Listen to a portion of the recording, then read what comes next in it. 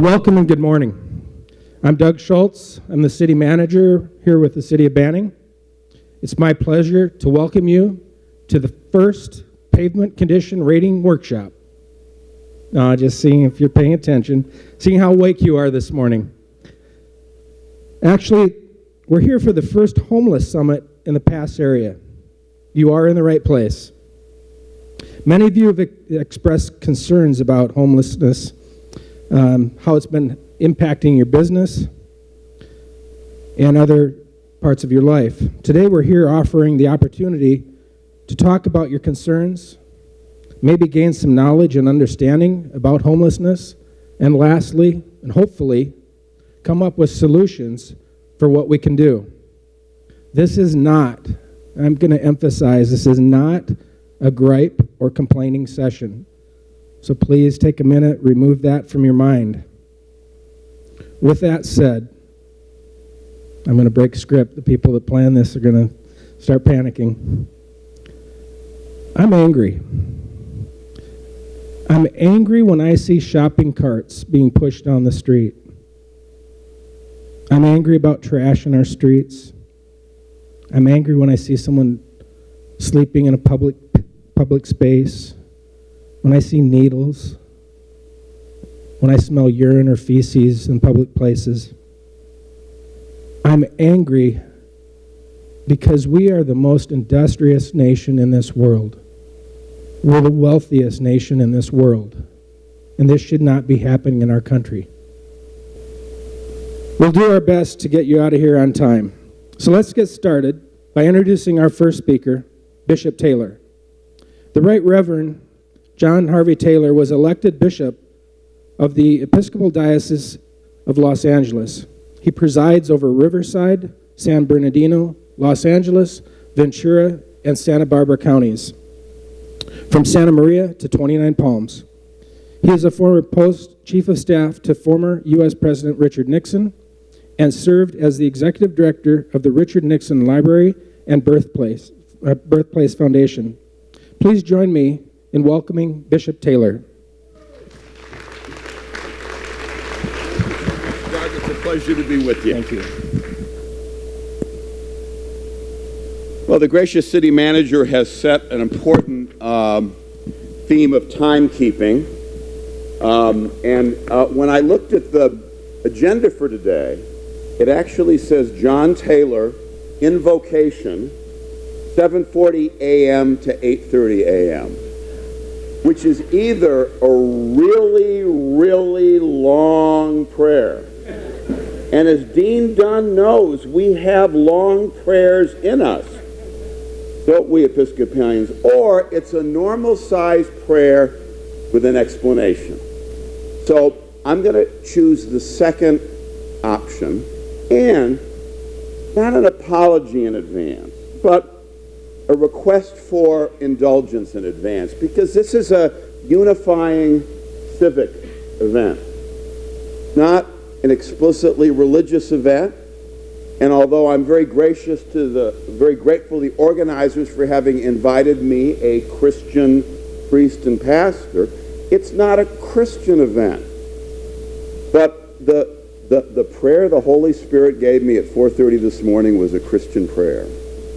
So for those for whom the Christian walk is not their way, please hear between the lines in this prayer an invitation to you wherever you are in your journey of faith to make your way toward the unity of purpose, which is the foundation of this brilliantly organized Homelessness Summit.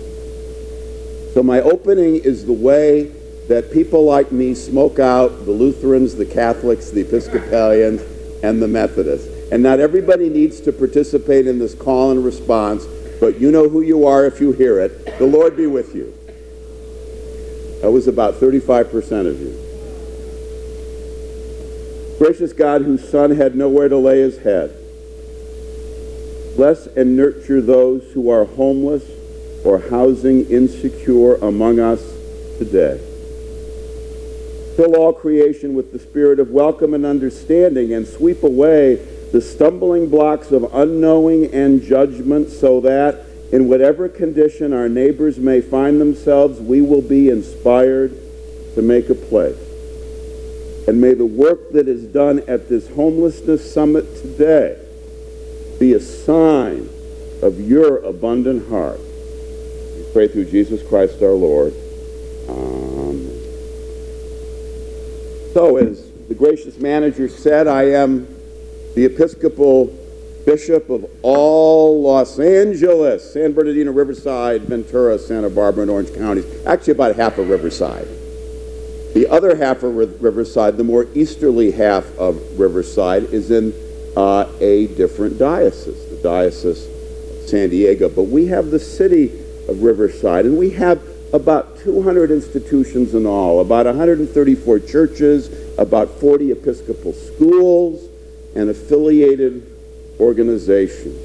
And we've been thinking a lot during the time I've been bishop about housing insecurity, because it's the number one presenting civic issue in Southern California, for the reasons that I'll try to flesh out a little bit more broadly even than the issue of homelessness itself.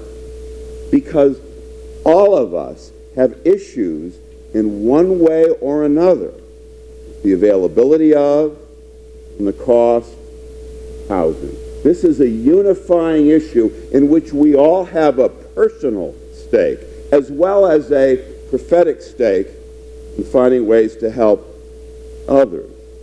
And we all also probably have some particular personal anecdotes about homelessness and the homeless. I'm here together with the dean of all of the Episcopal parishes and missions in this part of our diocese, which is known as Deanery 7. His name is the very Reverend Bill Dunn, and he's a wonderful pastor, and he's on the road all the time from Hesperia to Moreno Valley to Needles. He logs a lot of miles, and I'd like to just ask him to take a bow and thank him for all he does. Gracious Bill. Woo! He is the vicar of St. Stephen's Church in beautiful Beaumont, California.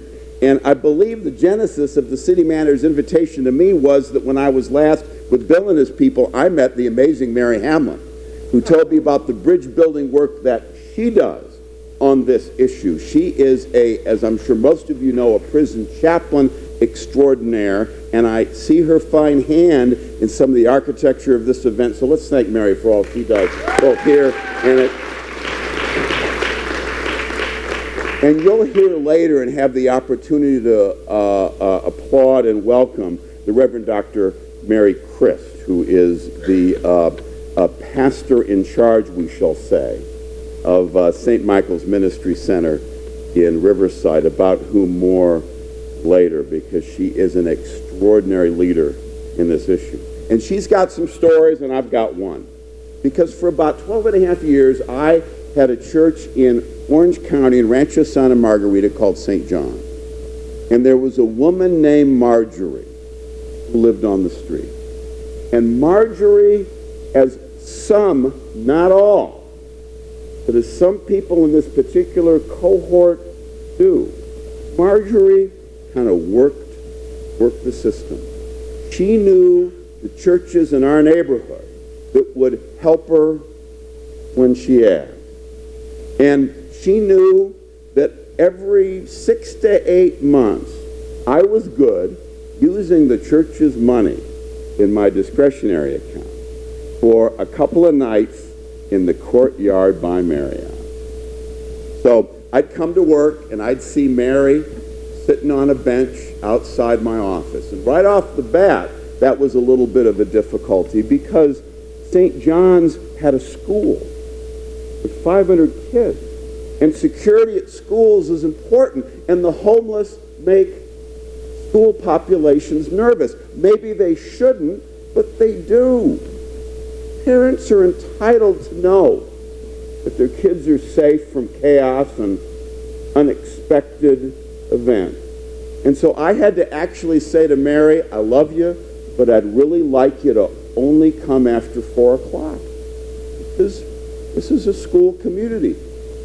Mary was smart enough to know that that made sense, so generally she would show up about 4, and I knew that it was time for me to put her in the car, drive her over to the Courtyard by Marriott, and put her up for 2 nights. So she'd get the free breakfast downstairs, and she'd have some safety and some shelter from the cold. And I detected in Mary, first of all, some signs, although I'm a lay person, of mental illness. She was stubborn about maintaining her lifestyle. Now, I know I'm at risk of encouraging a prejudice here, but I invite you not to give in to that temptation. What Mary would do, because we tried time and again to get her into group situations, because there were a lot of organizations, including Catholic Worker, that would provide for the homeless almost indefinitely if they would keep house rules. Mary exploded every group situation that we put her in. And I came to the conclusion, Dr. Chris, that something absolutely awful had happened to Mary at some point that caused her to distrust group situations. I think you'll see from the statistics we've been looking at during our breakfast and fellowship time that there are many categories that make up the cohort of the homeless. And in our time, in our region, there are many women and women with small children who are fleeing domestic violence, as well as the kind of sudden economic dislocations that can come when people, and many of our neighbors are, living kind of close to the bone, basically one paycheck away from not being able to make the rent, and something happens, and suddenly a woman in her 50s and 60s is living in her car and then on the street. So it's unwise, first of all, to idealize this population. And folks like Mary and like Dwight and Leah Smith, who have been caring for our homeless siblings in Santa Ana at Catholic Worker for nearly a third of a century, this is a very, very difficult group of people to work with, often because of the mental illness, because of the addiction.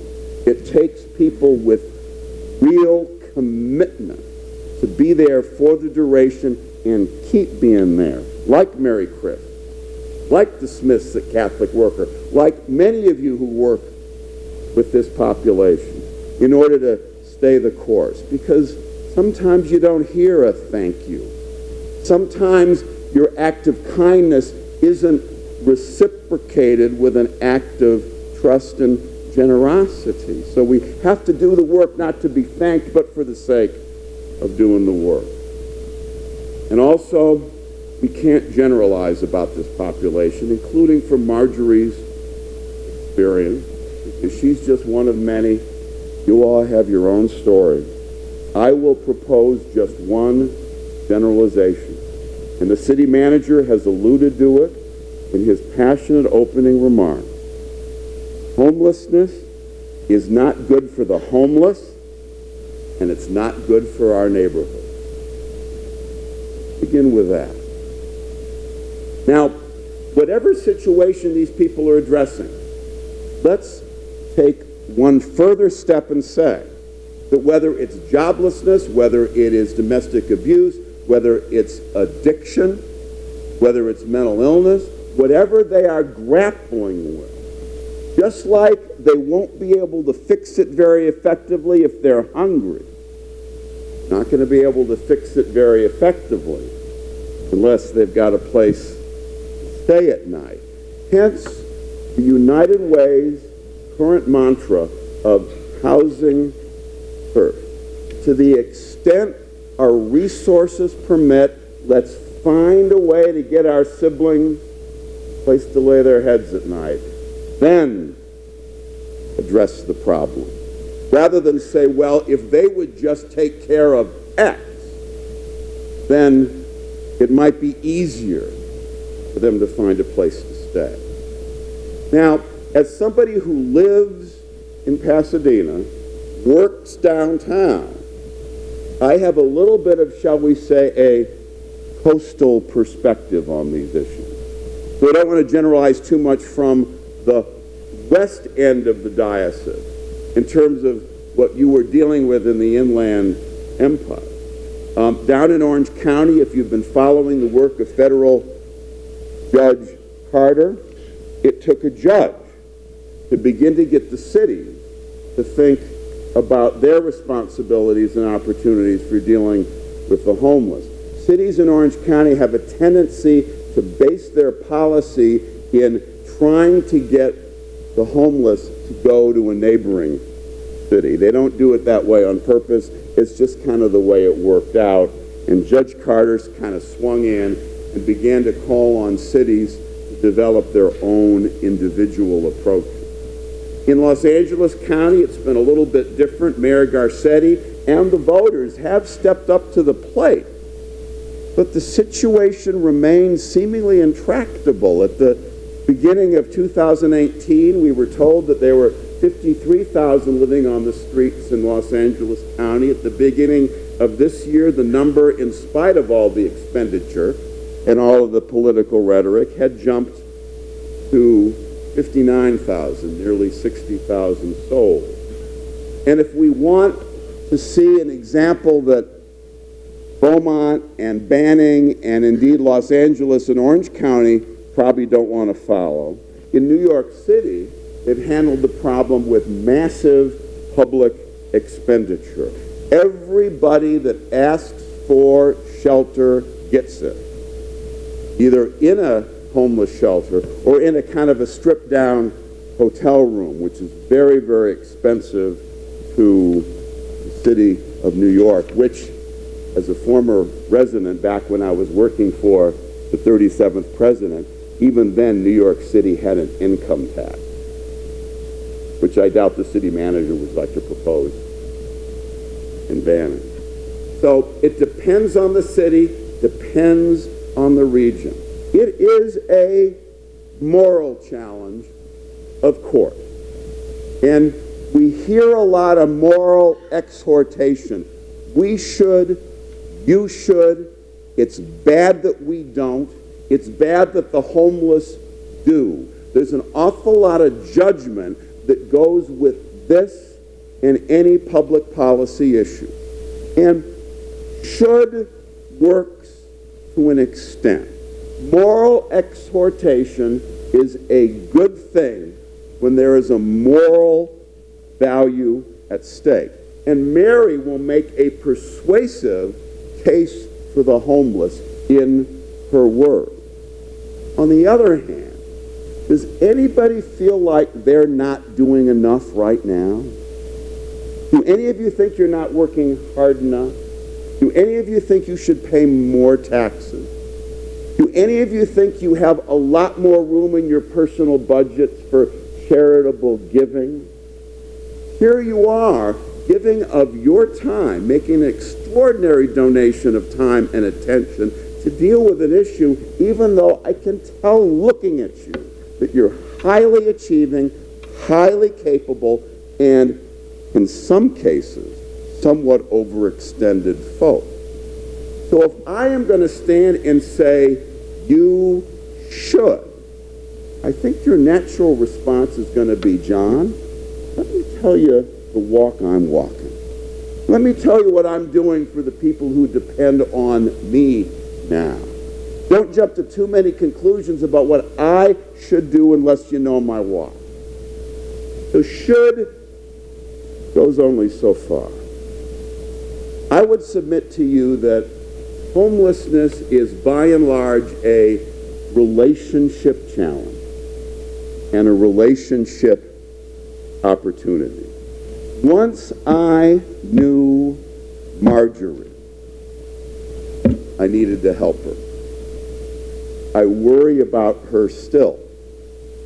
I don't serve in that church anymore. It's been 3 years. But I can summon up her face. I can tell you what her backpack looked like. I know what it looked like when I gave her an extra $5 and she took out her little roll of money and rubber banded my $5 on her roll of money and put it back in her backpack. I can call up the feeling of frustration I got when I would say, Marjorie, why is it that we can't get you to thrive in a group home setting? Why won't your son back east do more? How come you have a cell phone but not a place to stay? And I learned that the answers to these questions were complicated, and in Marjorie's case, deeply rooted in mental illness and, I suspect, trauma that caused her to make choices that we wouldn't make. But I wasn't about to judge her because I'd come to know her. She was three-dimensional, and it couldn't be simple anymore. When we are in relationship, learn. So this is, I think, pretty much the key to everything. So listen carefully. It begins with the proposition that almost all of us are doing the best we can.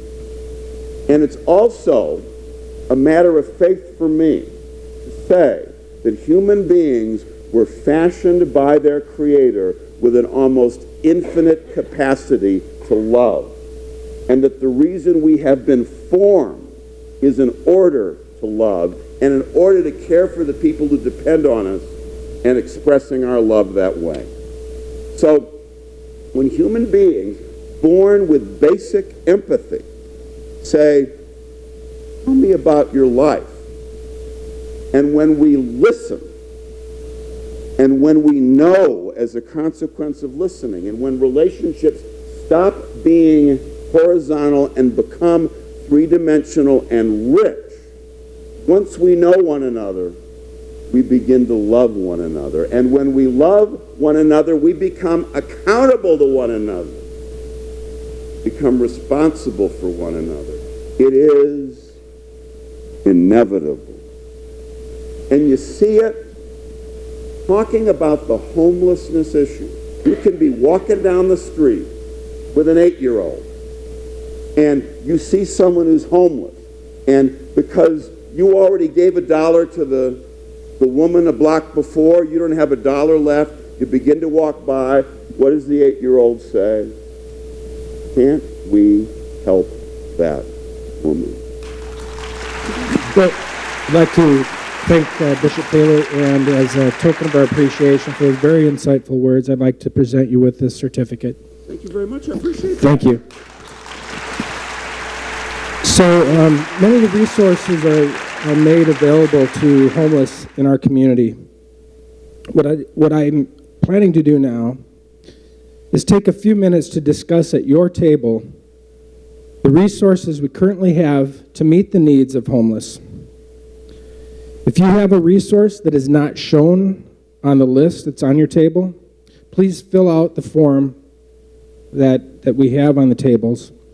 If for the resources that are listed that are no longer being provided, we ask that you cross them out. We'll collect at the end of the day and send them to each of you, send the list, completed list, via email. Please be sure to add each one that you may know of that is not listed. I also ask for a volunteer at each table to be the scribe for your table, to write any notes that you would like to share. You're not required to report out, so if you're not comfortable public speaking and you've been asked to be the scribe, don't worry about it. We're not going to ask you to report out. All the notes will be shared via email, so please feel free to write as many as you would like that pertain to the resources that we currently offer in our community. So we're going to take 30 minutes to have this table talk discussion now.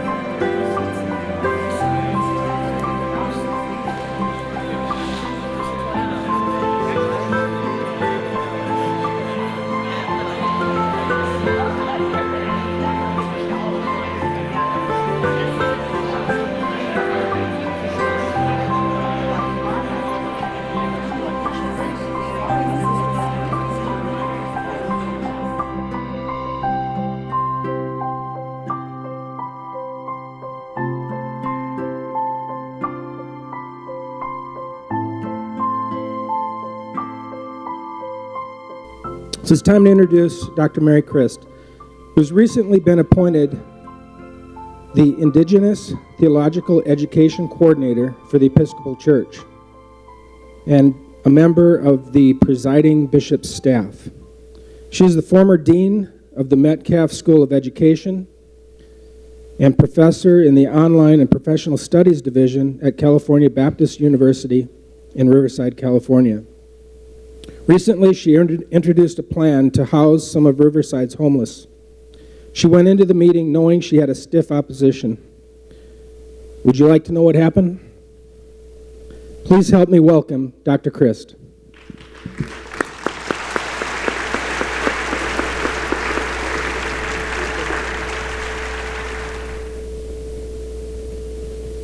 Since the revision of our timing, I'm going to talk a little faster, and I made some talking points here that I won't forget. Bishop Taylor talked about relationship being the most important, and I'm going to show you only a 3-minute video to start my presentation, because when I went to St. Michael's, I had only been a priest for 6 days, and I was told that I was inheriting a closed congregation and I did not have any authority to restart it or rebuild it. I was to convert a closed congregation into an outreach ministry center, specifically to serve people on the edge, homeless, mentally ill, street, park, everyone who tends to fall through the cracks. Most of us are in churches where we do the best we can, but what I found is that people rarely actually are in relationship with the homeless community. So I want to show you what that looks like, because through a dream, I was told to invite people into the church, have a formal dinner with white tablecloths and candles, and find out what the homeless people needed from us. And being a fan of liberation theology, that worked well for me. I've been an advocate for 30 years of people with special needs. My doctoral degree is in special education. And in special ed, we never talk about people as if they're numbers or disabilities. We bring the people in to find out what their needs are. And that's what I did here. So 35 people showed up at the church for the dinner. And at the end of the dinner, a gentleman stood up and he said, "I have something to say." And I said, "Great." I said, "Could you tell me after this hour and a half together, tell me the thing that you think we could do that would change your life the most, all of you here?" He said, "Ma'am, if you could just give us a place where we could have coffee together and not get run off, that would change our lives more than you can imagine." And that's where we started.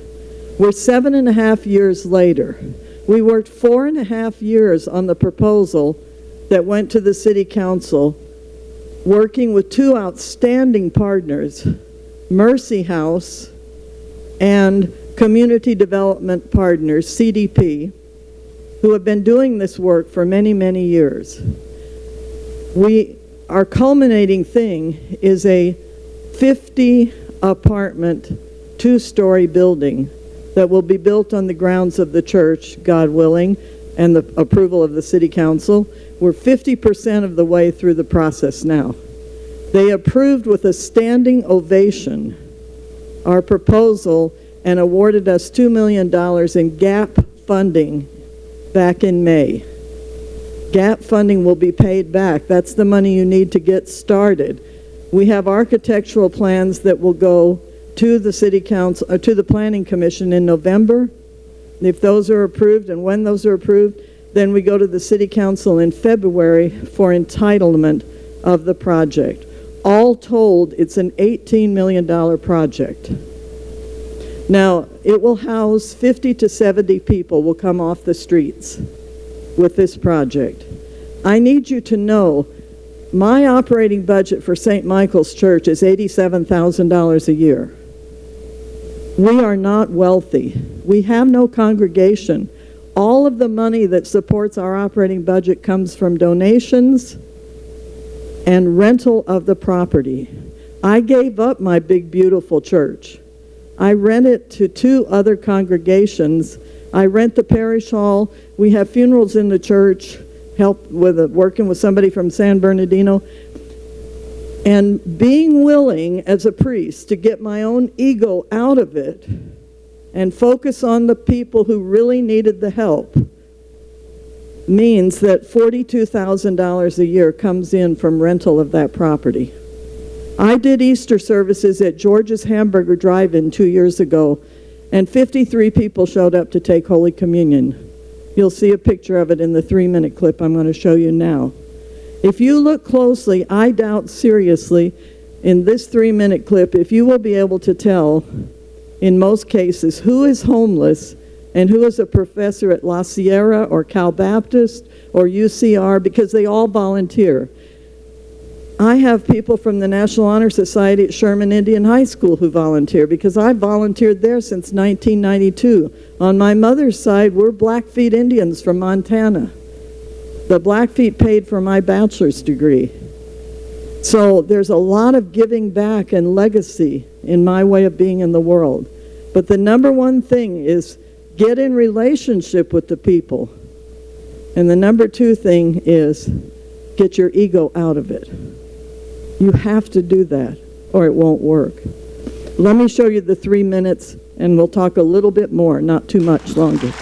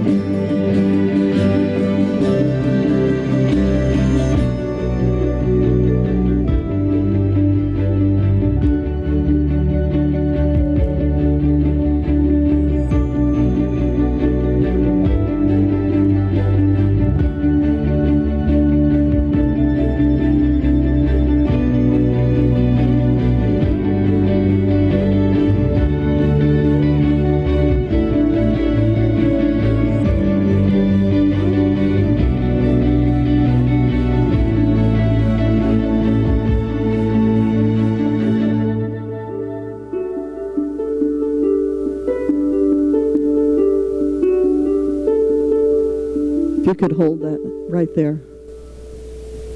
Back up. Are you able to back up one frame? There we go. This is the site plan for the building. We have a 3-acre property. I meant to tell you that I don't receive any money from the diocese for this. I'm not saying this to pat myself on the back. I'm saying it to show you what is possible if you really give it over to the people and if you really capture the imagination, I believe, of the Creator. This building will be set back 30 feet from the property line, so the people behind us we won't be able to see into their backyards. Working with the neighbors has been critical. This would never, ever have happened without the support of Mayor Rusty Bailey. I must tell you that. He has worked long and hard to get the faith-based institutions in Riverside united in behalf of the homeless. The Grove Church collected enough to build 4 houses. They collected $1 million in one weekend and built 4 houses on their property. We don't have that kind of income because my congregation has no money. And I have no salary, just so you know. Again, I have good salary from other places. I'm not destitute. But I'm telling you, these things are miracles that are possible. Some of the things that get in the way are the following. I could sleep 100 people on pews inside my church, but code enforcement doesn't allow it. I collected 15 code violations in Riverside for housing people in the Christian Ed room until the big fire in Oakland, and then the code enforcement people came over and said, Mary, we can't look the other way anymore. We know you're doing a good thing, but I had to find places for 6 people within 1 week. The thing is this, you have to really want to do this. You have to see these people as your brothers and sisters.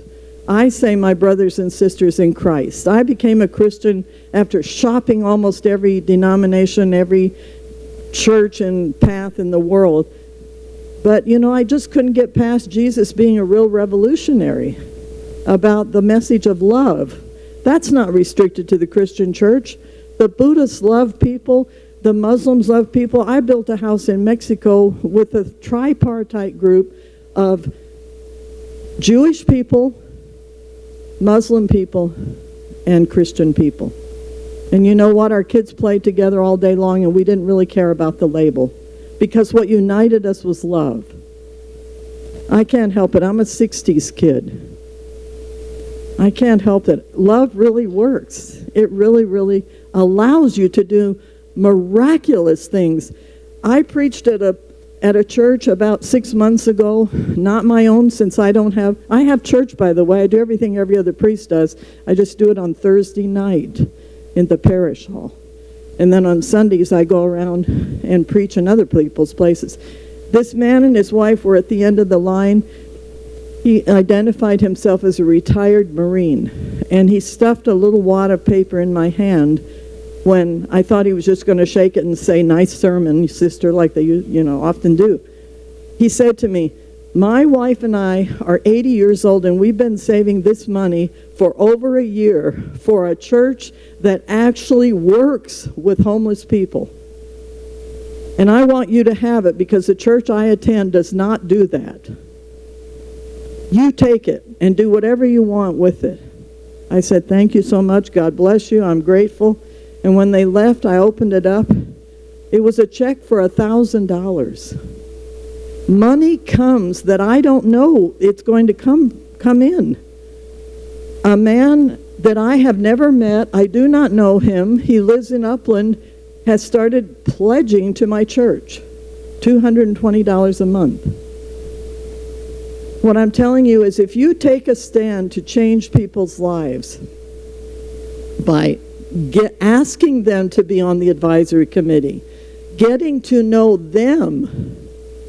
I don't want people peeing in my front yard either.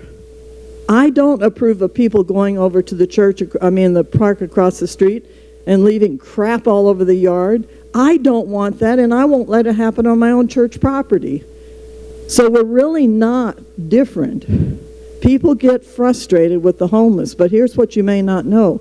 The homeless people themselves refer to the bums among them.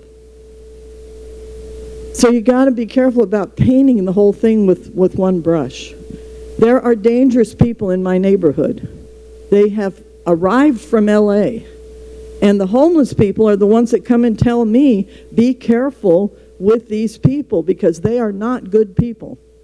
They are selling bad drugs and they are dangerous.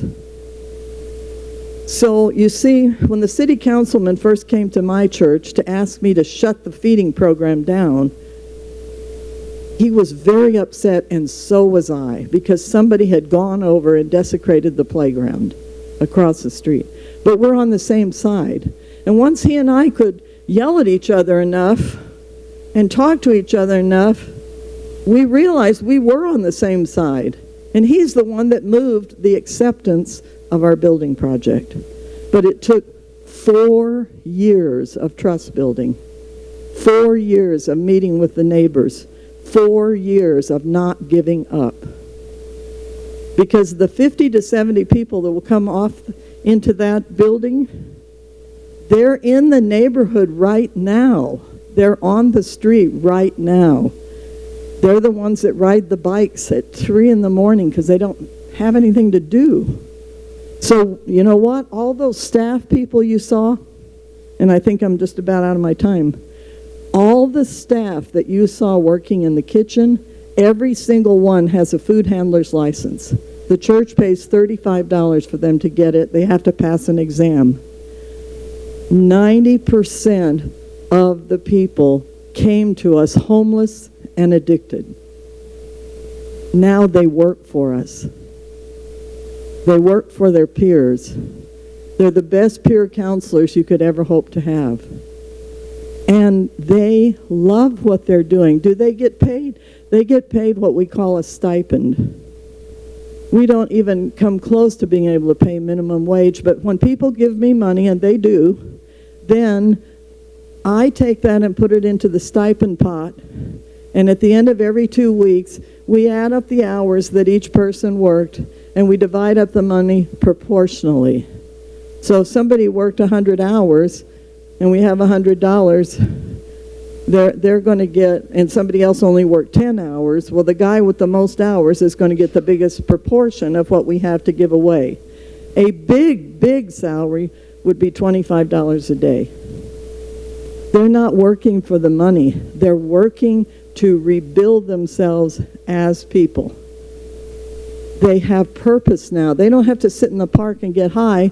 They can come across the street to St. Michael's and pick up a hoe and go work in the garden. They can wash their hands.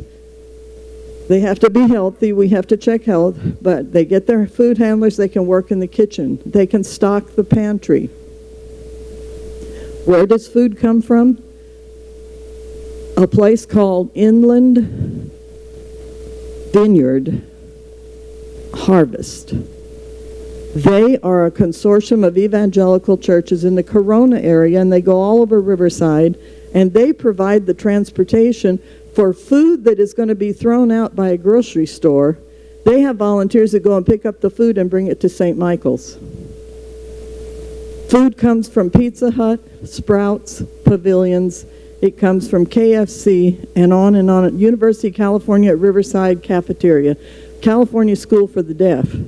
Food is out there, and we don't pay for any of it. It all comes because people realized that we really cared about these folks, and we were really going to try to make a difference. Not for them, but with them. Not for them, but with them. That is the key. It is relationship. You have to work with the homeless to really gain insight into the complexity. I'm going to say one thing, and then I got to get off. Go on the internet and look in Austin, Texas. There is a place called Community First! It's about 28 acres outside the city, so they don't have code enforcement violations. They have multiple neighborhoods, like they have an RV neighborhood, they have a travel trailer neighborhood, they have a tent neighborhood. People can go there and live in harmony and have a place. It's one of the most creative communities I have seen. So look up Community First outside of Austin, Texas, and you'll see another phenomenal model of what is possible when you work with the people. Thank you very much.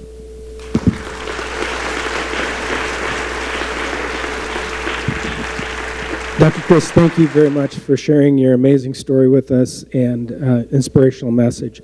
On behalf of the city, we'd like to present this certificate to you. Thank you.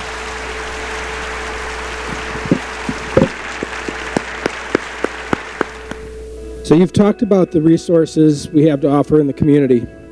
Now at your table, please take a few minutes to talk about what gaps we have in those resources that we offer. What do the homeless need? But there's no resource for them. Who is responsible to provide them? We ask that someone at your table please take notes again as you discuss what resources we need to close the gap for the homeless. You will have a few minutes to discuss, roughly 30 minutes again.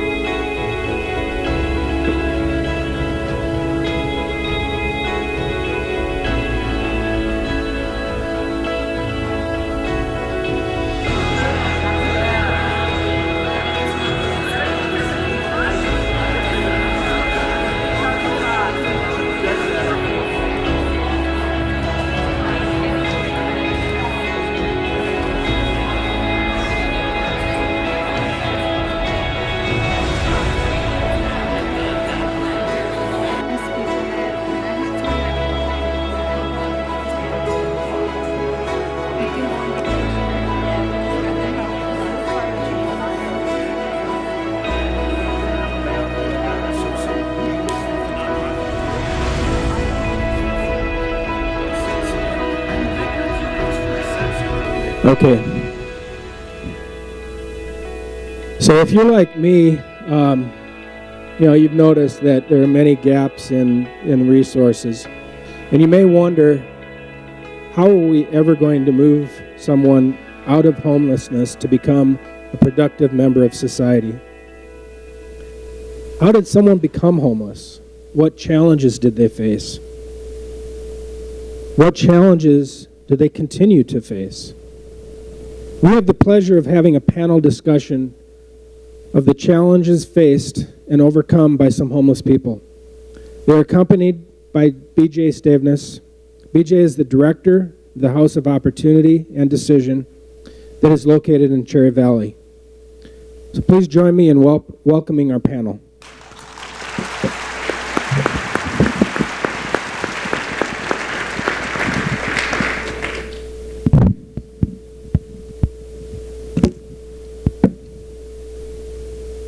So yeah, my name is BJ. It's an honor to be here. So first I'm going to share a little bit about what we do, who I am, and how it got started. It's House of Decision and House of Opportunity, women's home, men's home, Cherry Valley.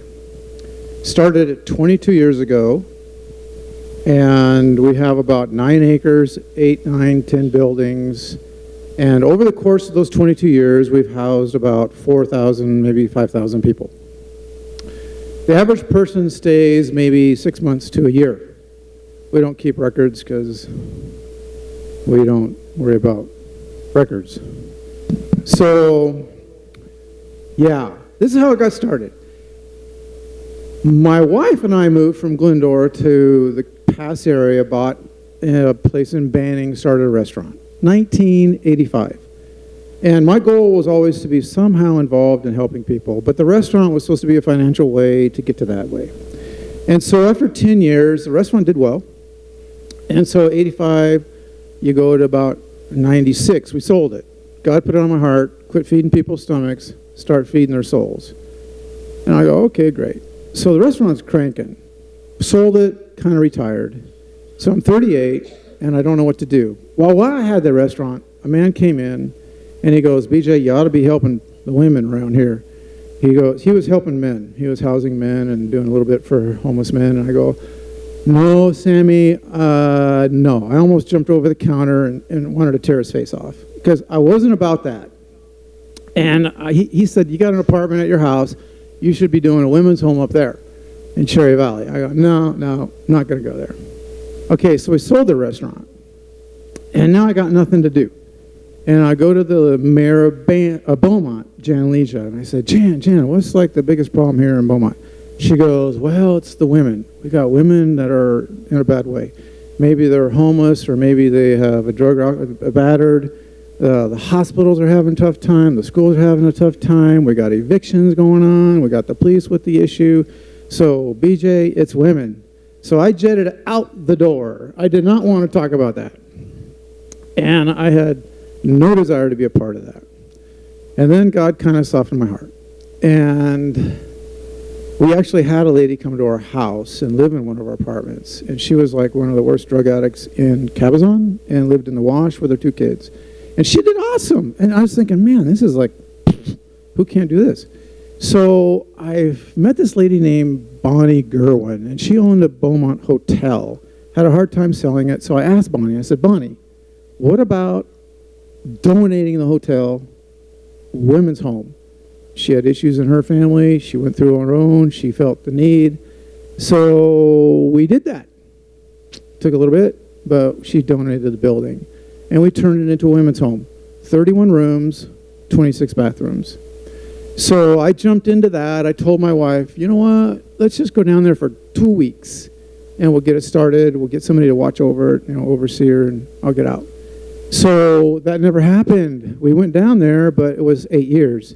So we started a women's home, a faith-based program, women and children, 50, 60 people all the time. And I thought I was ready for it. I had degrees. I have degrees in business. I have degrees in masters and education counseling. And I thought it was going to be like easy breezy, stinking genius. And I got played all the time. I got used and abused. It was not good. And I was way over my head. And I thought, my gosh, this is brutal. When a counselor has somebody come in their office, or a pastor, or whoever they are, 45 minutes, all the hot tips you can give them, and then they go home, and then they come back a week later, 45 minutes, and they say, oh, thank you for all that wonderful grace, blah, blah, blah, blah. And it's all, they're just talking crazy right there, okay? Because when you live with somebody, you know how they really are doing. And I lived there in the house of decision for 8 years. You can't just talk and think you're all that, because you know what they're going to do next, and you see what happens next.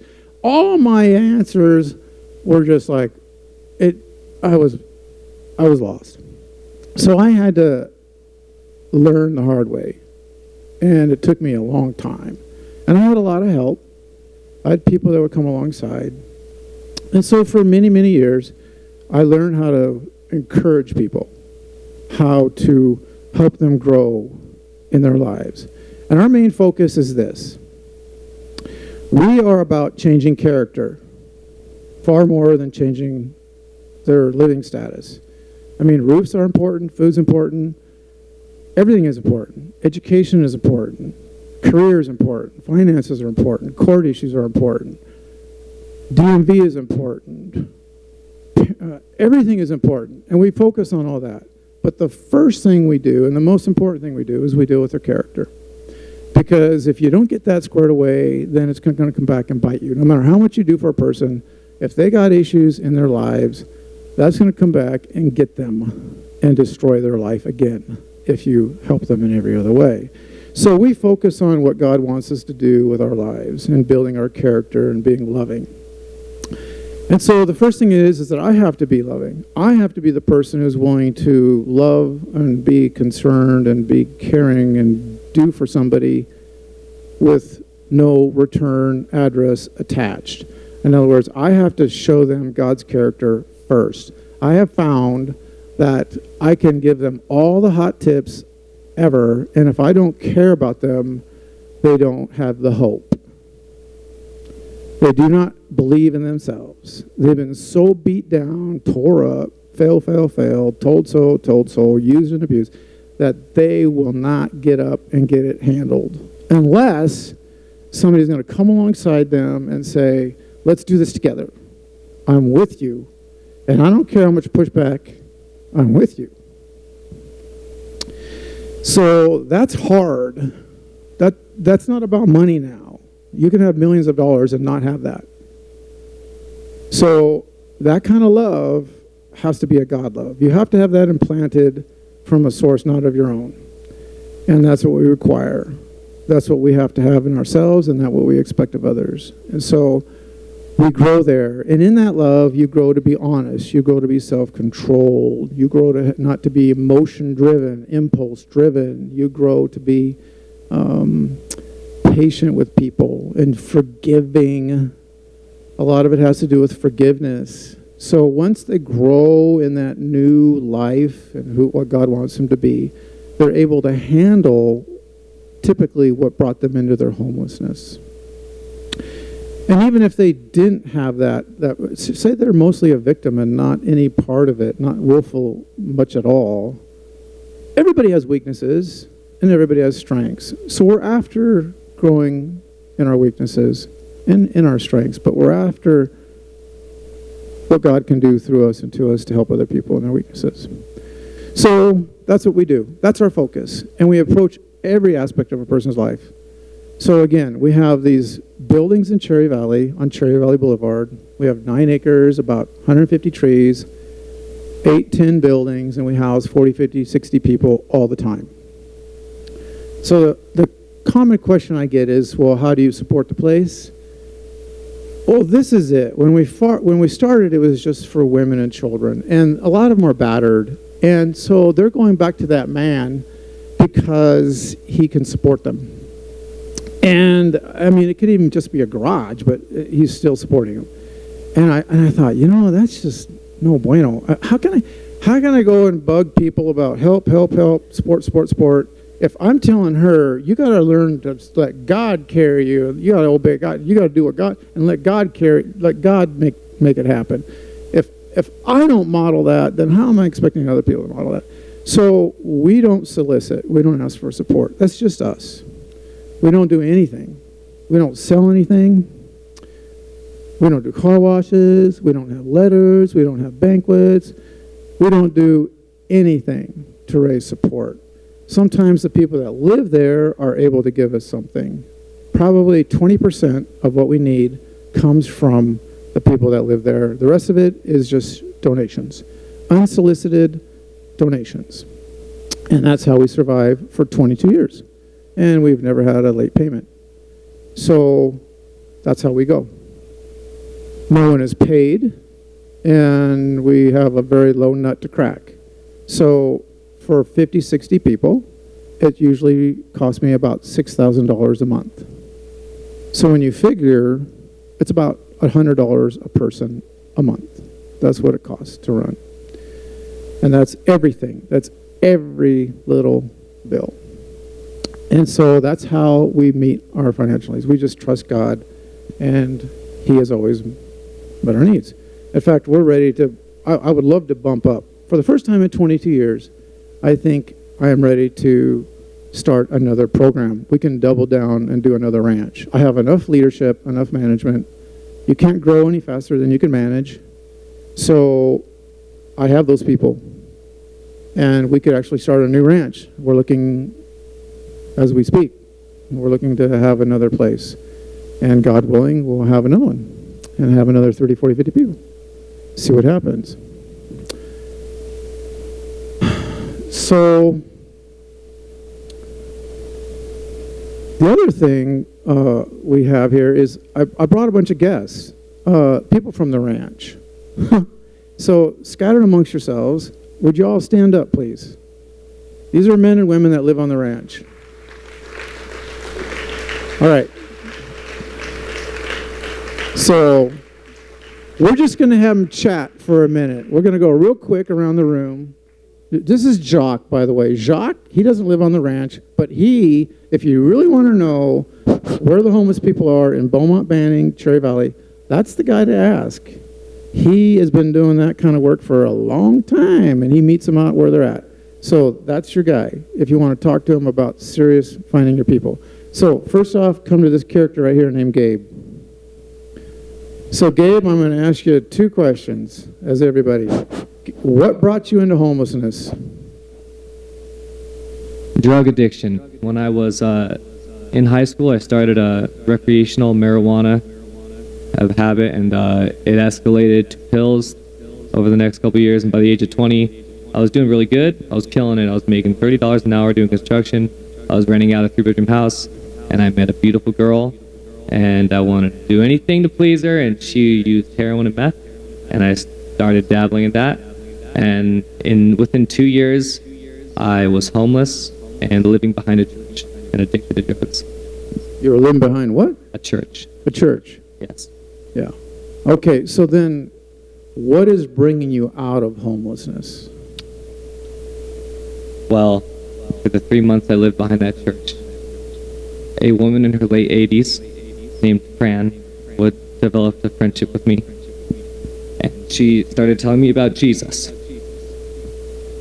And something changed in my heart.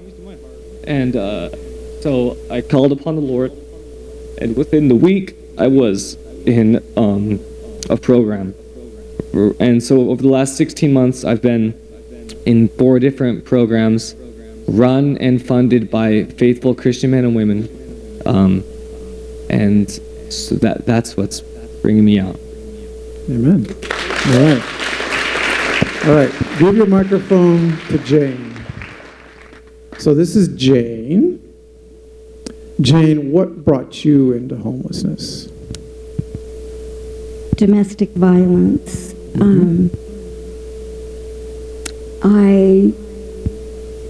Prior to becoming homeless, I was a very productive member of society, a business owner.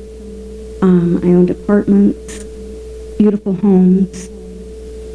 However, I was divorced and I was young and gave my husband everything, and then went on to be remarried and chose the wrong mates. I never put God in the equation. And I was abused, mercilessly, hospitalized. I had a wonderful job at the Claremont Graduate School, and my position was increasing in responsibility, but because of the shame that I carried of the secret of being beaten on the weekends and at night, I quit a good job to save a bad marriage. I then spiraled down emotionally, physically, spiritually. My family pulled tough love on me, disconnected from me. I ended up hospitalized again, and then ended up in Pasadena, eating out of a mission and sleeping in the bottom of the Methodist church. And then went to a few more hospitals, shelters. Later on in life, it took me about 10 years to get my life together because I didn't have the support system. But I did. I went back to school, I started working, got my life back together. Recently, my daughter asked me to move to this area, to move into her home. Unbeknownst to me, she was a closet drinker. She started abusing me 2 years ago, beating me up, smashing my food, on and on. So that's how I ended up at the House of Decision. I had prayed when I was in her home, please God, I need a church family. I tried to go to church.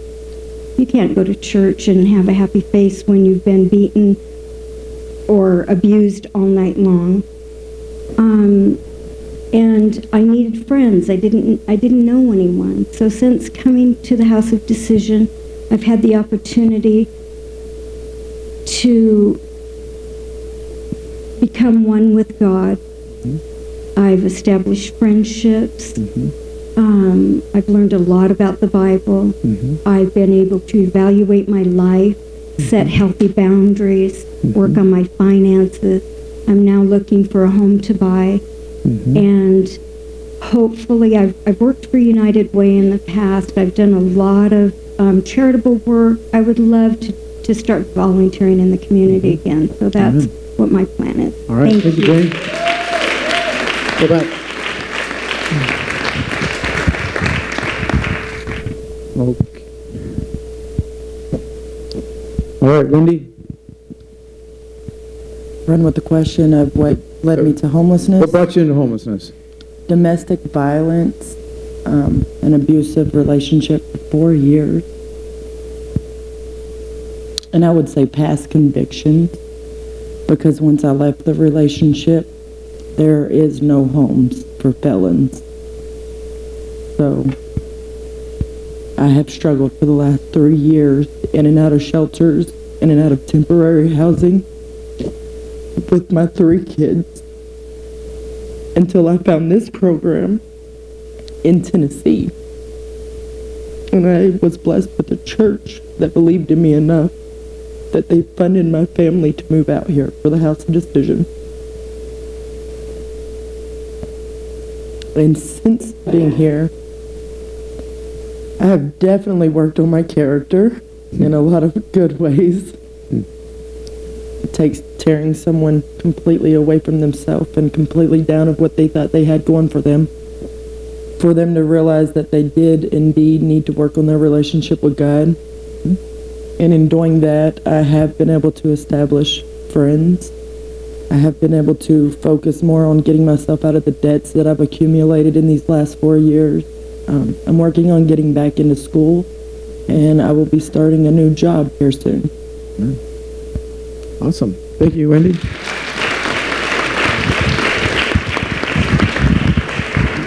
All right, Daniel. What led me to homelessness? I got hit by a drunk driver the night I proposed to my ex-wife. An hour after proposing, I got hit by a drunk driver.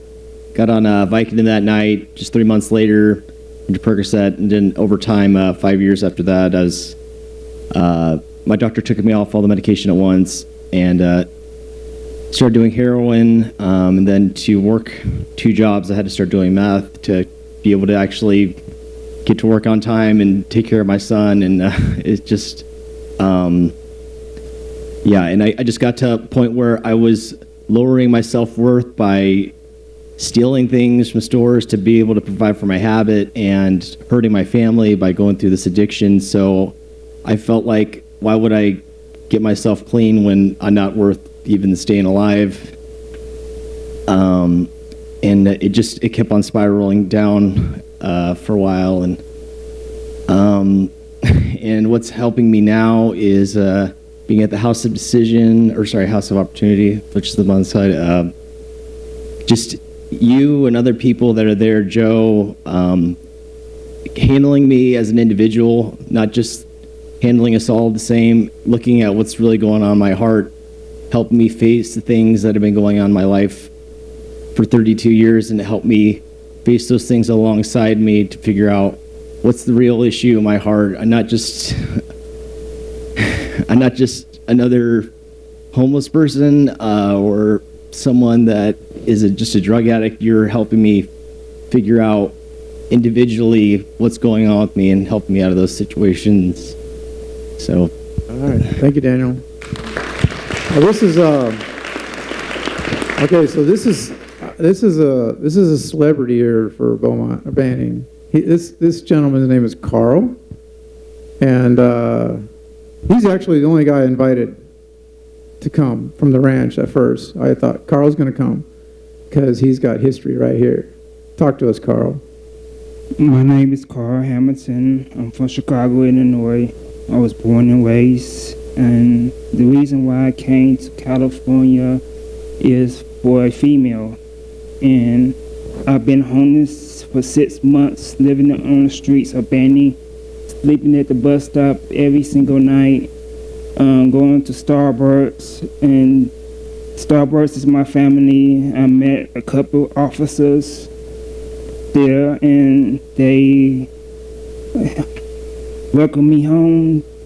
And Banning is my home, though, and I've been homeless since then.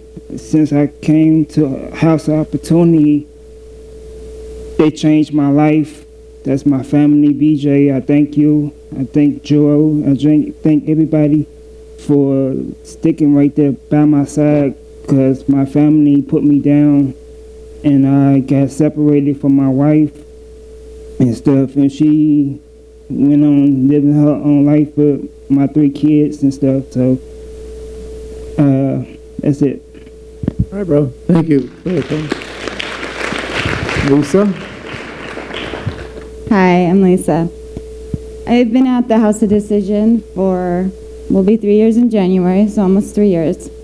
What led me to homelessness is pretty much I got in a car accident, my knee was shattered. Same kind of story. I got on Marco. Doctor wasn't giving me enough. My body got addicted or tolerant to it.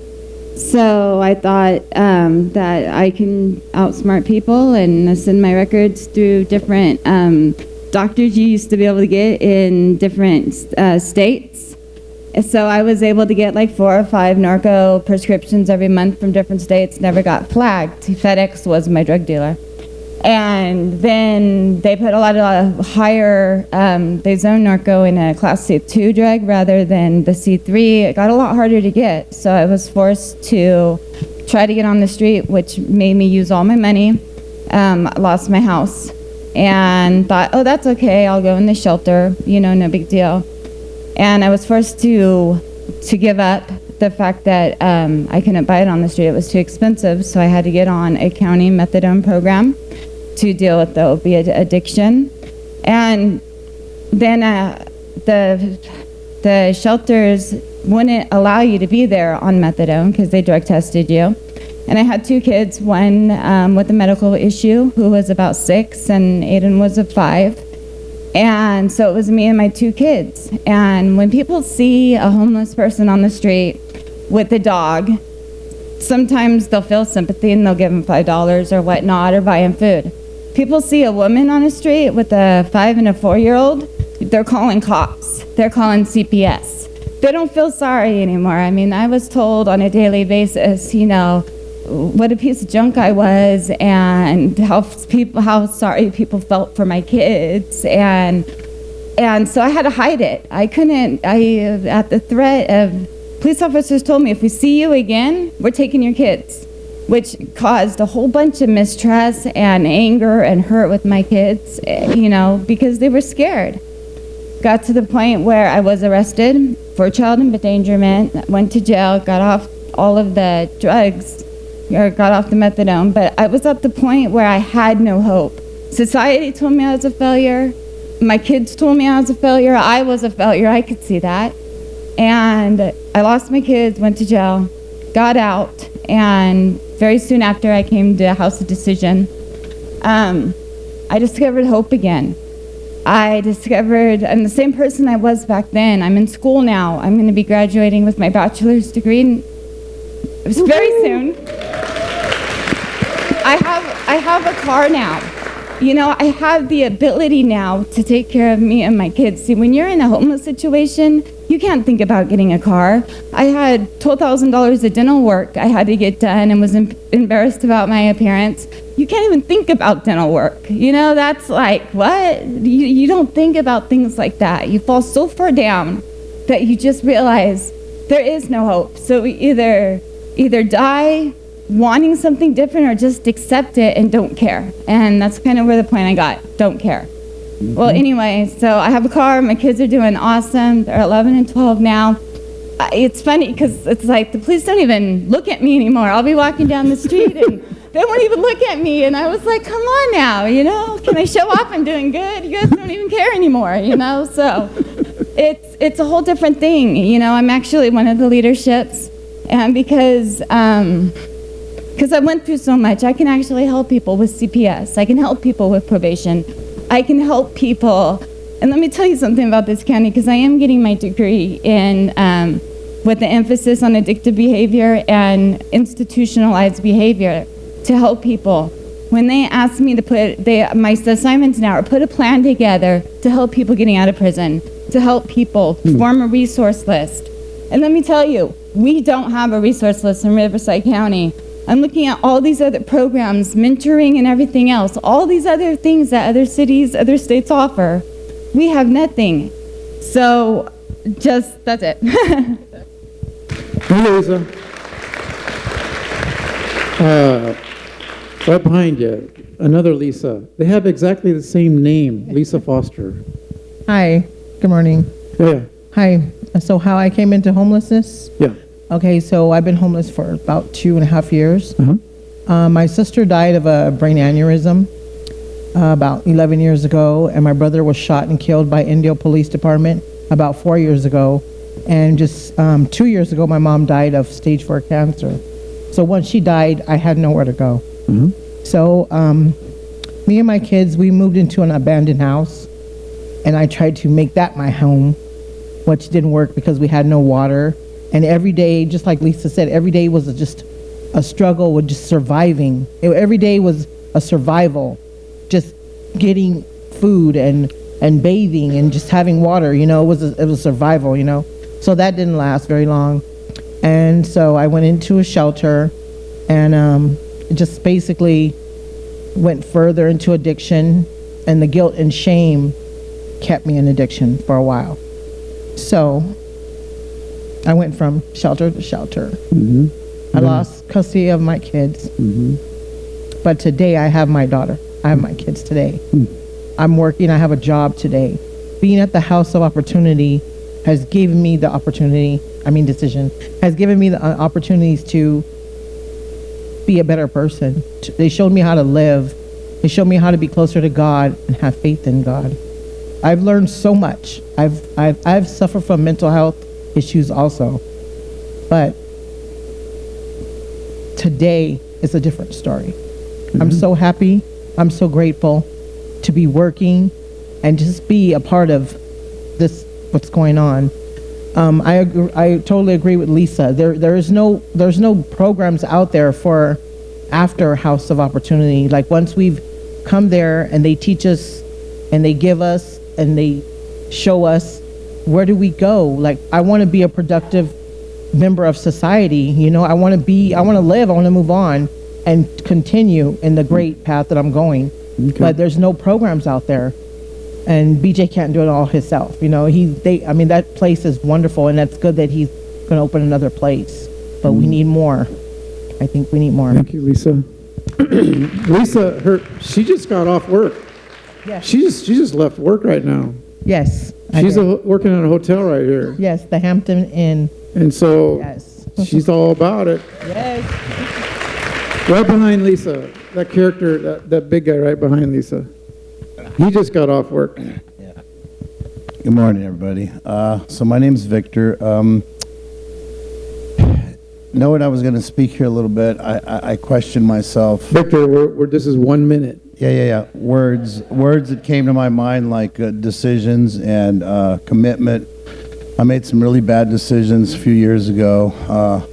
Not going to blame anybody but myself, but I found myself homeless.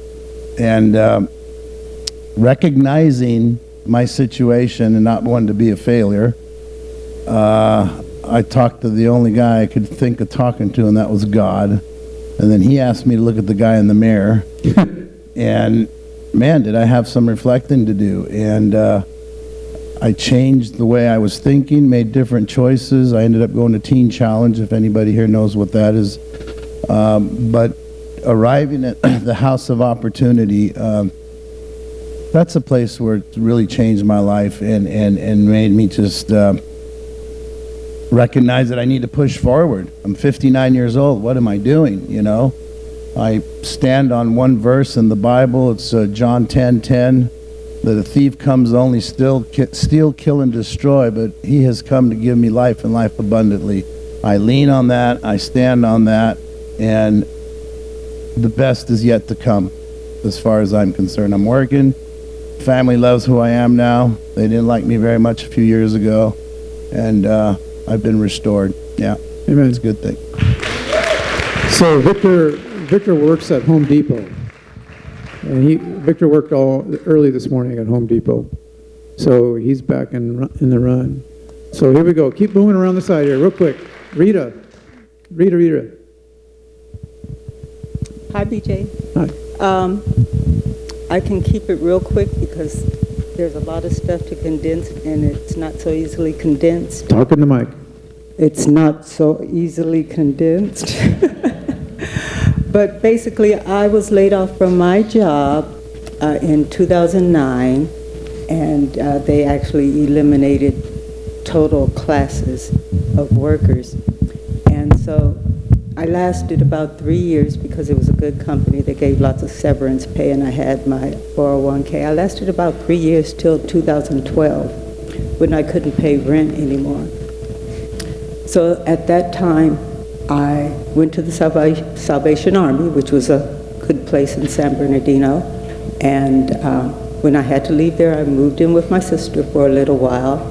Then she needed her room for a family member, and I went to a shelter in Riverside for about 6 months. And when it was time to leave, I had a list of places to call, and I called the House of Decision, and they were glad to take me in, and I was glad to get in. But my main thing I want to make clear is I was looking for a place to stay. And I found more than a place to stay. And during the whole while I was homeless, I could search for work. It was a different world. But then I also had certain requirements that I wanted, where I didn't have to work with the public because of certain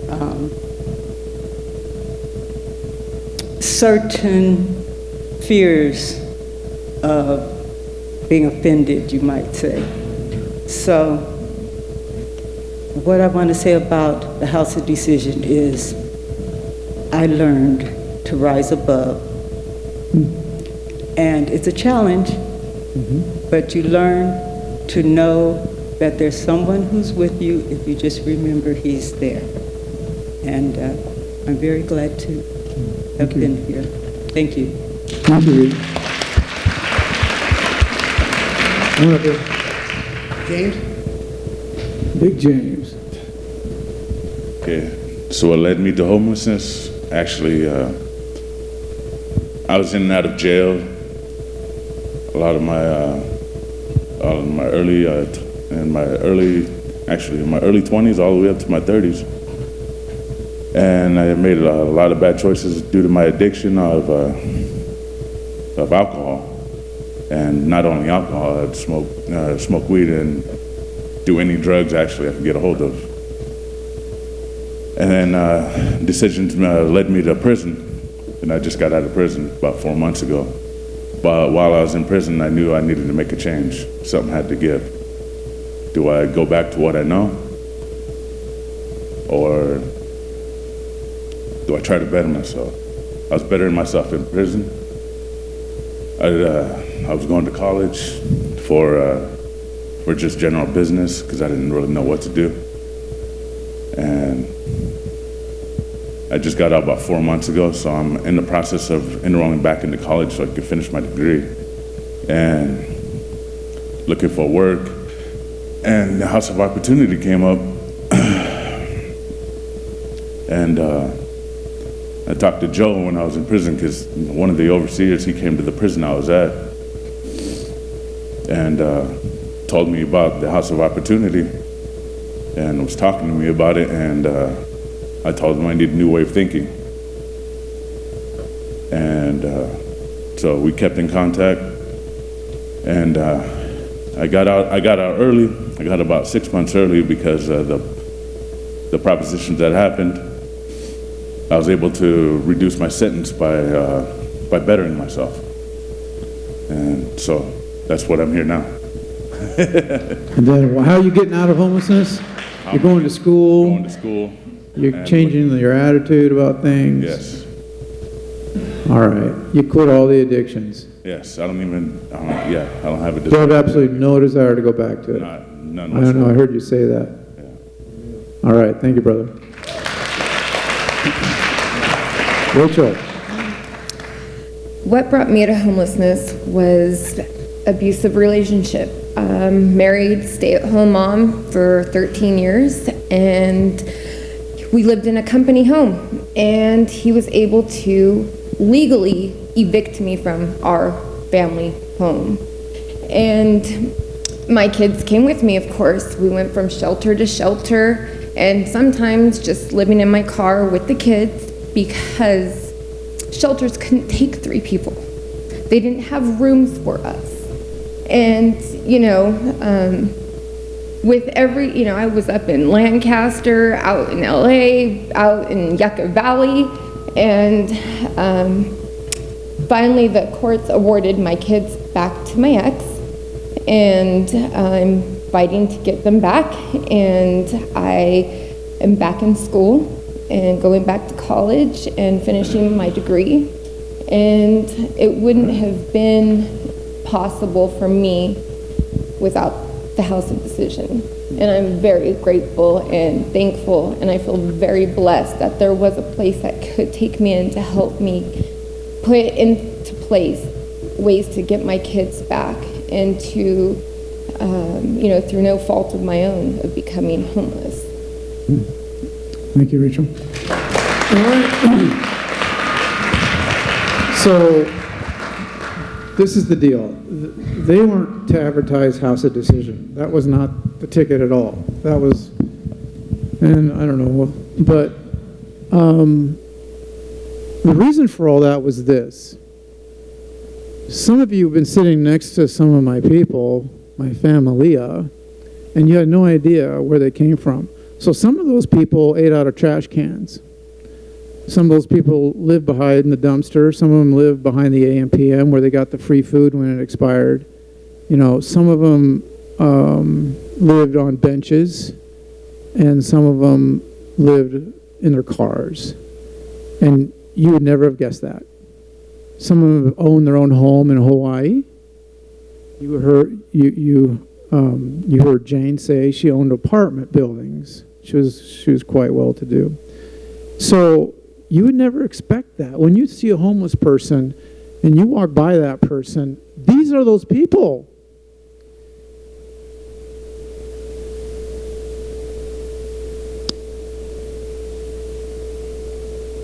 You're sitting next to some of them. They were once there in the car, hiding out, trying not to get caught. So my point is this, is that given opportunity and given the desire, people will change. If somebody has the love for them, if someone's willing to spend something, and it's not about money, you got to get your mind off of that nonsense.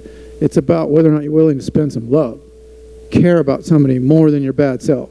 You got to get over that, and you have to be willing to go that distance, or else you're cooked.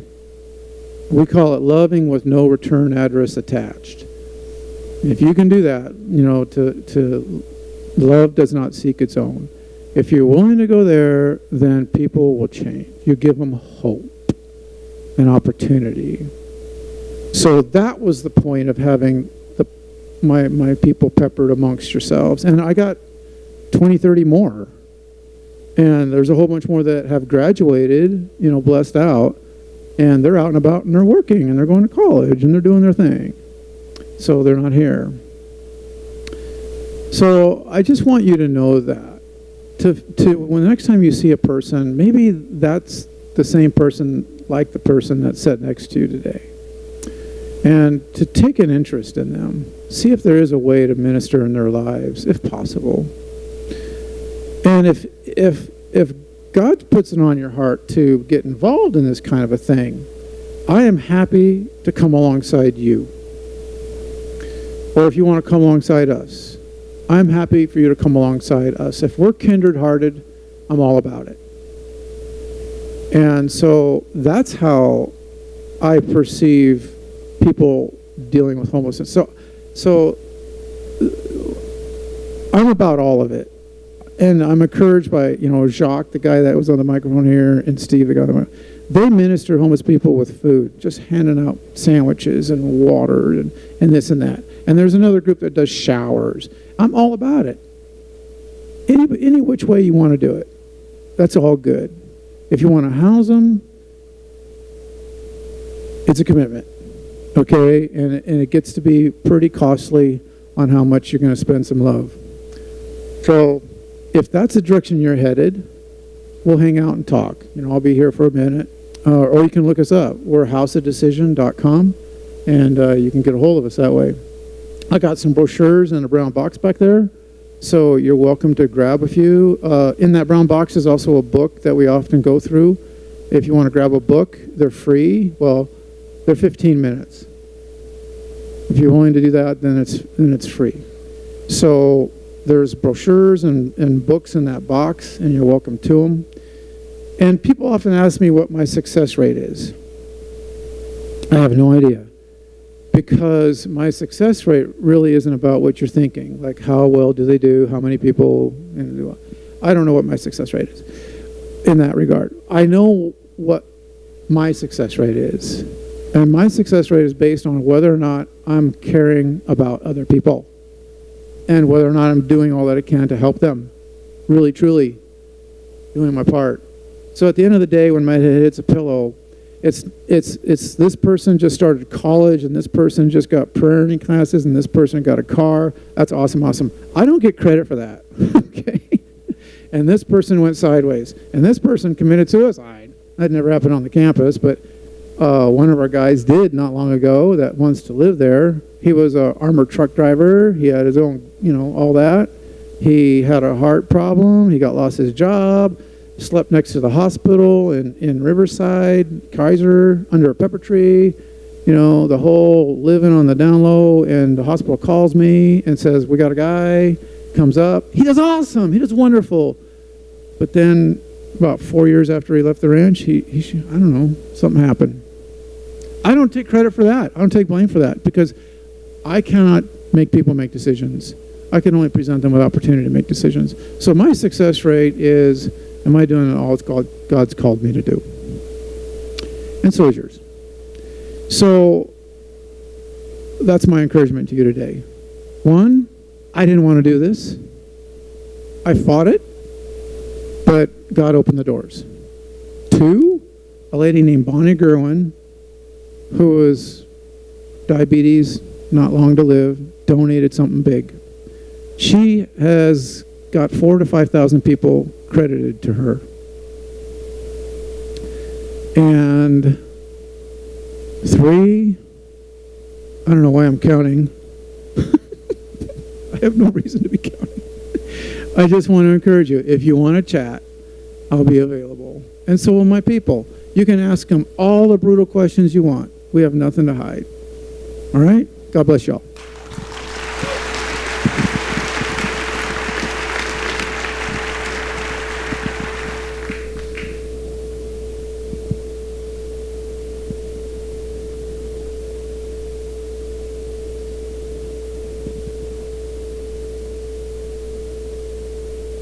So let us thank, can't really call it a panel, but those who are sprinkled among us, and BJ for their comments and sharing their stories with us.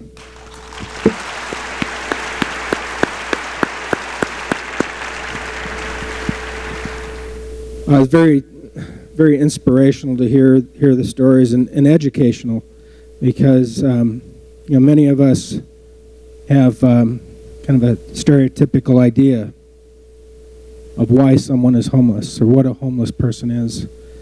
So that was very enlightening. I appreciate it, and thank each of you. Okay, next we're going to hear from someone who has a very specific interest: cold weather shelters. In July 2018, Natalie Profant Camero became Riverside County's first Deputy County Executive Officer for Homeless Solutions to help oversee and coordinate the county's response to homelessness. She has worked in homeless services since 1987, providing direct services to diverse populations and leading planning efforts for the Los Angeles Continuum of Care. Natalie has her master's degree in urban and regional development, which gives her a different perspective than others in her field. Help me welcome the Deputy CEO of Riverside County Homeless Solutions, Natalie Camero.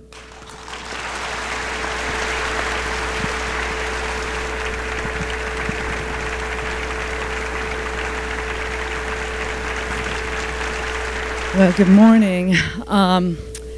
I must say I am so indebted to the speakers that led this morning, because they really framed this I think, in the right kind of way. And particularly to the people who just spoke before we had our break, thank you for sharing your stories. Your stories are what's so important for us to understand if we're going to be having a truly effective response to homelessness in Riverside County. So I was making a lot of notes. And then I'm going to talk about government stuff, which is kind of not as fun and interesting. But I'm going to transition into this a little bit and tell you a little bit about my background so you'll understand that when I'm in some public meetings and I don't behave like a government official should sometimes, this is why. So I initially got into homeless services in 1987. I worked at Homeless Healthcare Los Angeles back when homelessness was just starting to become very noticeable in downtown Los Angeles. I learned a lot from them and how they reached out to people living on the streets and providing a medical model of support for people who didn't have access to either primary or specialty health care. From there, I worked with Beyond Shelter, starting the first program to help homeless families move into permanent housing. My job was to give the key to a mom that had been living in a shelter and help her stay in that apartment that we helped facilitate her move into. So from those early days, and this was in the late 1980s and into early 90s, I was a big believer in just cutting out the middleman. Let's get them people into housing, let them get on with their life, help them do what they need to do to get stable and reintegrated into society. I took a 10-year break working for the Los Angeles Homeless Services Authority, where I was responsible for policy and planning. And so among those things I did was run the homeless count for the county of Los Angeles. That year we estimated 80,000 people were homeless in Los Angeles County. The following count, they counted fewer people and took credit for it, that they did a really good job, but they didn't mention they changed the method. So methodology does matter. I'm going to talk about the homeless count in a little bit. But for the last 11 years, I had the privilege of running an organization called Essentia, which was the largest, or the lead continuum of care agency for Glendale, the city just tucked inside of Los Angeles. Not too much, kind of comparable, I think, to Riverside, if you will. How many of you are familiar with the continuum of care? Because now I'm going to start getting into the wonky language. Okay, we know what the continuum of care is, but a lot of you don't. So let me just tell you what that refers to. The continuum of care is the array of services and housing available to people who are homeless to help them move from homelessness into permanent housing. The early idea behind the continuum of care wasn't that it was sequential, that you had to start at outreach and go to a shelter and then go to transitional housing and then you'll be good enough to get back into an apartment. That wasn't the idea. The idea was that everybody's going to need something a little different. Some people are going to need mental health services. Some people, well, actually most people are going to need mental health services, but some might need addiction recovery services. Some may need legal advocacy. Some may need healthcare advocacy. Some may need education advocacy. They're going to need different kinds of services, and then they may need different types of housing as they're working on what barriers they need to address so that they can be stable in housing. And then once people are housed, that doesn't mean that the support goes away. The people that end up in the homeless delivery system are the people who've lost relationships. They're disconnected from community and they have nowhere else to go. And I think that's a really critical thing to remember, and that's what I loved about the early presentations today, because they focused on this issue of relationship and community. And so one of the things that people who spend any time talking to me about will hear as we talk about the current state of affairs and sort of the way the government sector is approaching homelessness is a lot of talk about systems. Systems. And I grant you, systems need to work, but people don't talk about how a system got them out of homelessness. They talk about that outreach worker or that mentor or that individual in a service agency that made it happen. That was the turning point for them. And I think that's a really critical thing that we have to remember as we're trying to figure out what are our solutions to homelessness. So my goal when I was running my agency wasn't to be the biggest agency, and there's a lot of competition for that in Los Angeles, and there's a lot of need, and there's a lot of pressure to be high volume because there is so much need. I wanted to demonstrate that quality mattered, being effective mattered, and I wanted us to be the best at what we did. That when we had someone come in the door, it didn't matter what their needs were, that we were going to figure out a way to address them so that they weren't back out on the streets. Our retention rate because we have to measure. 94% of the people, and these were chronically homeless people, high-need, chronically homeless folks that we moved into housing, 94% were still housed 6 months and longer. 90% had stayed in housing 5 years and longer. We really placed emphasis that once somebody moved into housing, it was critically important that we did whatever we could to make sure they stayed housed. And if that particular apartment wasn't any good, we did what we could to move them into another place that would be a better fit. I say this to you because I bring this approach to my work with the county departments. And what happened with the county is that a year and a half ago, they created well, it took longer, but the board adopted a year and a half ago, a strategic action plan for the county agencies to work collectively to address homelessness. And part of that deal was that they were going to create a position that would coordinate all of this activity for the county. And that position would not be buried within any particular department. It would be in the executive office. So hence the very long title, Deputy County Executive Officer for Homelessness Solutions. When I mentioned the continuum of care, I'm sorry, I went off track and I didn't finish the thought about the continuum of care. The continuum of care refers to that system, right? But it also refers to an entire sort of bureaucratic response. So the funding, the majority of funding that comes for homeless programs from HUD is through the continuum of care. And because of what they've set up, we now have a continuum of care committees meetings. We have a board of governance for the continuum of care. So in Riverside County, we have monthly meetings of these various committees that are tasked with dealing with aspects of our homeless delivery system.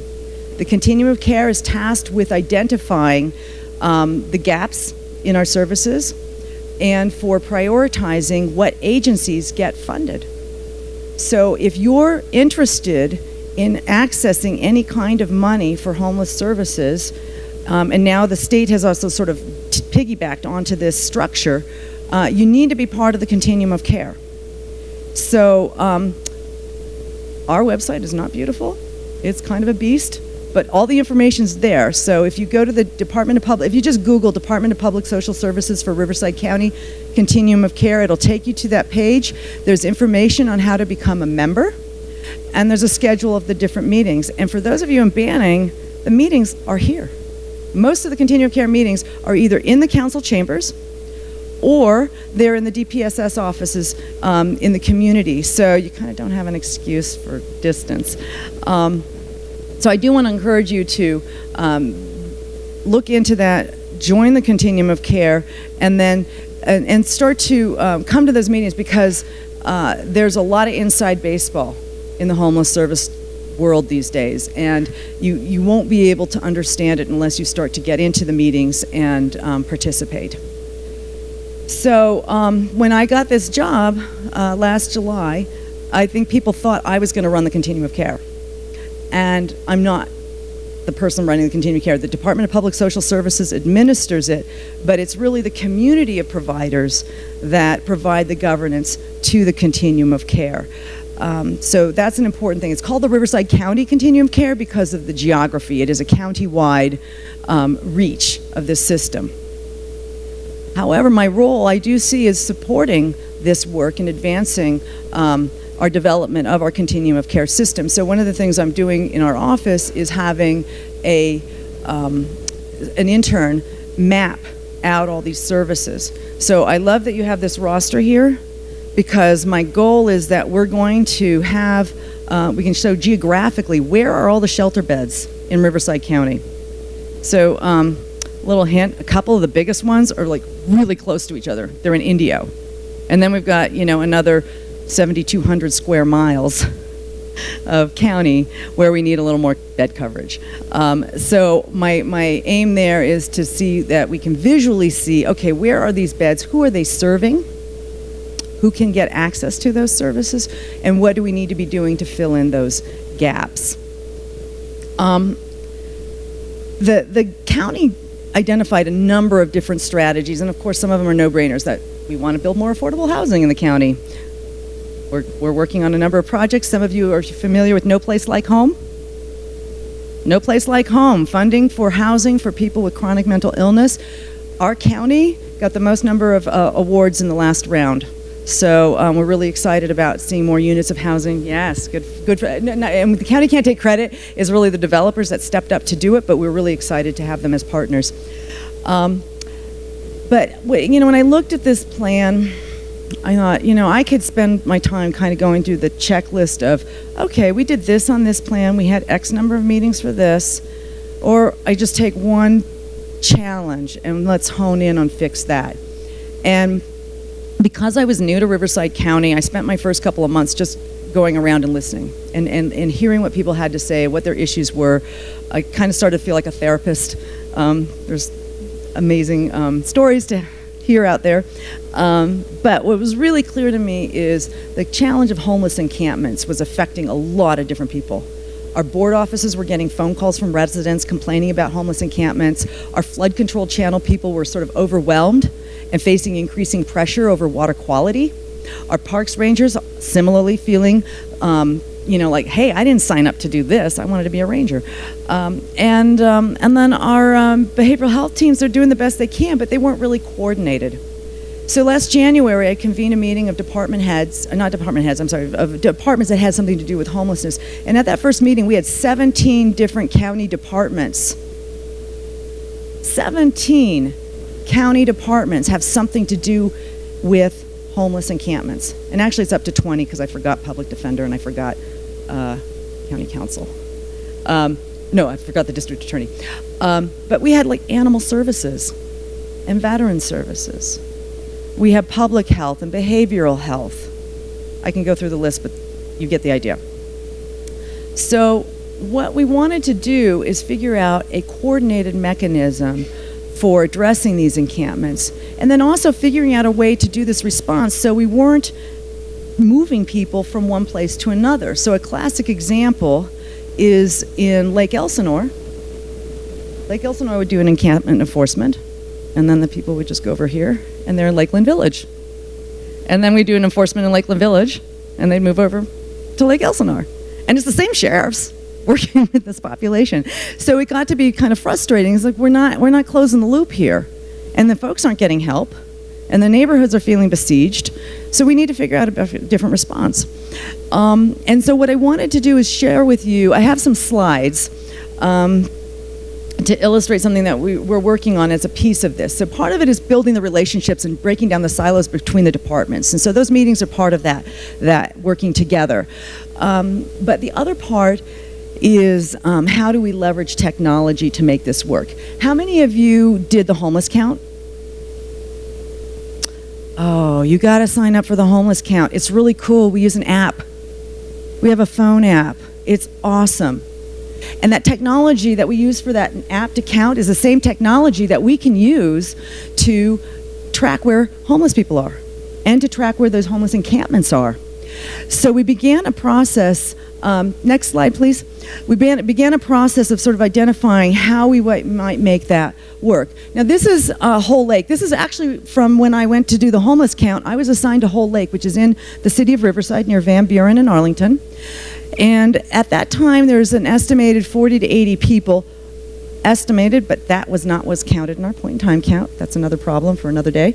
But this is an area that had been inhabited for years and years and years, but then the population there just sort of seemed to explode, and then the issues got to be so dramatic that ABC did a 11 o'clock news series on the problems at Whole Lake.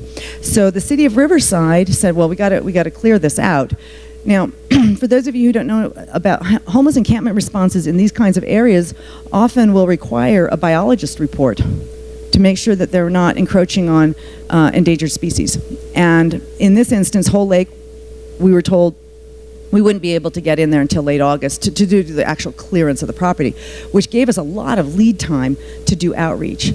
So for 7 weeks, Riverside County behavioral health outreach workers, housing authority outreach workers, probation outreach workers, went out with City of Riverside outreach workers, Path of Life. I think the VA may have been out there, going out repeatedly offering services and saying, hey, you're going to have to move out of here.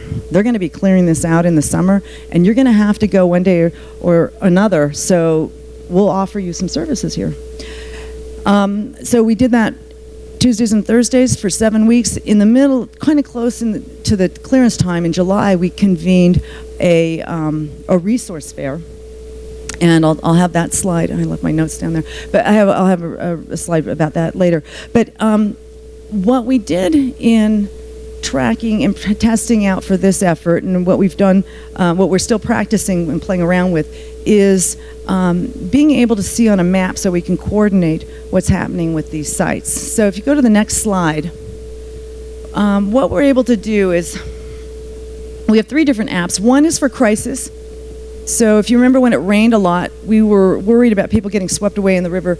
We wanted to go out and find out who was going to stay, who's going to be notified, who's going to stay, and who's going to leave.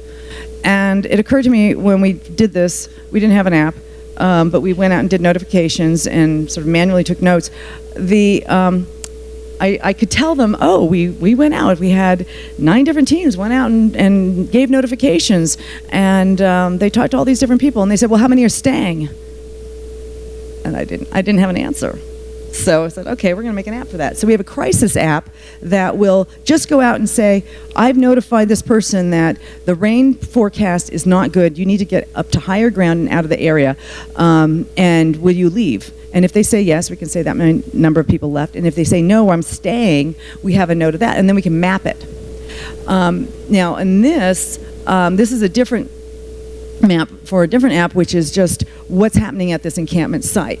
So if you look over on the left here, and I know it's kind of tiny font for you, but the blue dots on the map are an indication and scaled by the size of the encampment. And then for each dot, we find out, well, what did you see there? How many people did you see? Is it an urgent in terms of somebody needing like 911 support? Are there children there? We always want to make sure if there's kids there, we want to get out there immediately. Are there aggressive animals? What do we need to be prepared for? And then they can also attach a picture to what they see at the site. Next slide, please. And so this is showing the scale.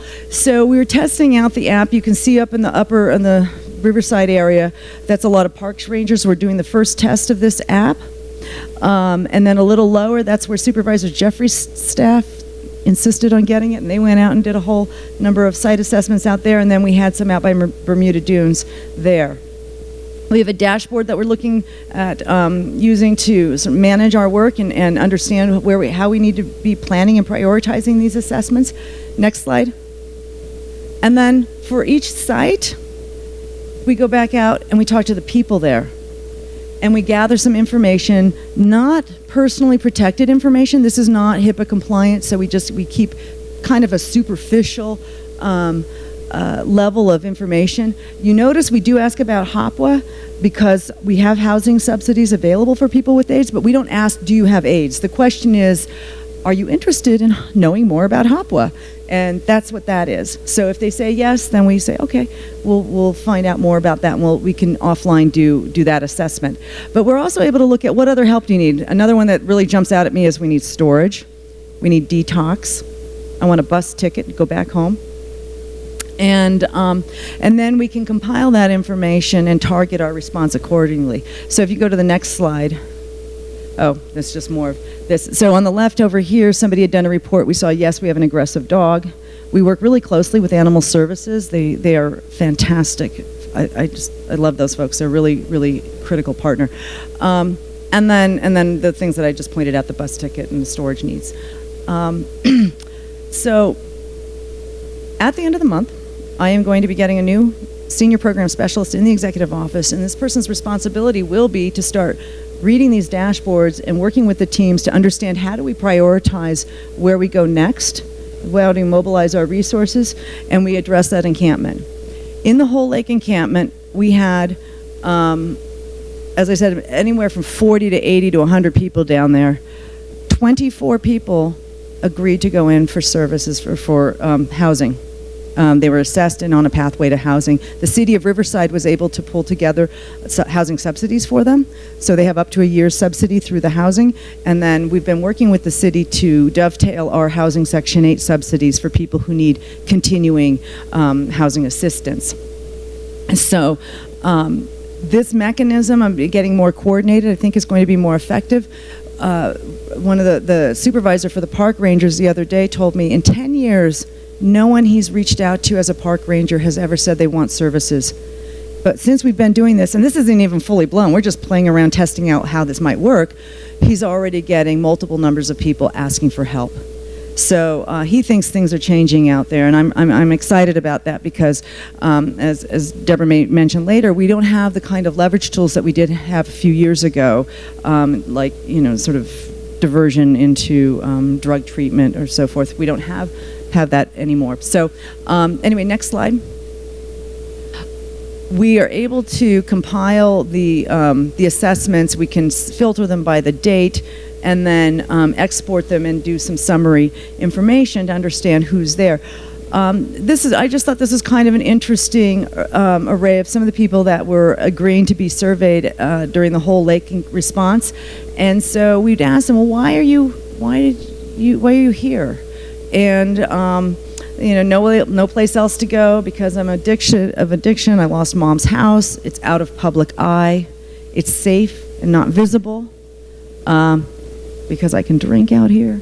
And then we had people there just from a couple of days to a couple months to 7 years, 10 years. We met a man who'd been living there 17 years. And he actually wasn't living there when we met him. He had moved into senior housing a year before. He said one day he got up and he says, I'm done. I'm tired of this. And he went and asked for help and he got placed in senior housing. He was coming back to help a friend of his move his stuff out of the encampment. Where were you staying previously? Again, you know, you heard stories today. These are going to sound really familiar. I kind of like on the other side of the wall. But only one person from Anaheim. There's always a discussion like, oh, they're coming from other places. No, most of our homeless folks are coming from our own community because that's where they feel comfortable, right? Next. So I just want to end with this slide because I love it. Animal services is probably our best outreach tool because people will often not come out to help themselves, but they'll come out to help their dog. And so we had 6 dogs were chipped. When I went back the day of the clearance, one of the animal services guy was there. He said, I'm not here to enforce. I'm just here to offer people leashes. I gave a guy a box to carry his cat. He knew the names of the dogs that had been living down at Whole Lake. So we're understanding at Riverside County that this response has to be integrated, that we have to work collaboratively. It is in keeping with the Vision 2030 that George Johnson has been leading for the county departments to be a singular county in our response to community needs. And I'm really going to be very excited to share more of this with them at the department head retreat at the end of October, which will be focused almost entirely on homelessness. So I do think that we're entering, as I understand it, because I wasn't here before, but a new era in county response to homelessness and a willingness to look at this crisis and this problem head on. And I think that's really the most critical thing that I have to remind people is that we have to be fearless about this. We can't be worried about criticism. We have to be open, we have to listen, we have to be paying attention to our assumptions and our biases and move forward together. And that's why I really, Reverend Dr. Chris, I really appreciated your message about that, it is about relationship. It is about community. And we can have the best systems in the world on the county side of it, but if there's no community there to back it up, it's not going to work. We have to be working collectively and together, and so I'm here to just tell you that the county is ready, willing, and able to be that partner to you. So 10:30, wow, didn't even practice that. I'm available for discussion later, and do remember the continuum of care meetings are really important, and if you have more questions about that, I'm happy to answer that. point in time count, January 29th. So also stay tuned for that because we want to have a better, more comprehensive count. And then also the census. We need to be reaching out to homeless people so that they're part of the census, and that's not too far off, actually. So thank you, and I look forward to the rest of the day.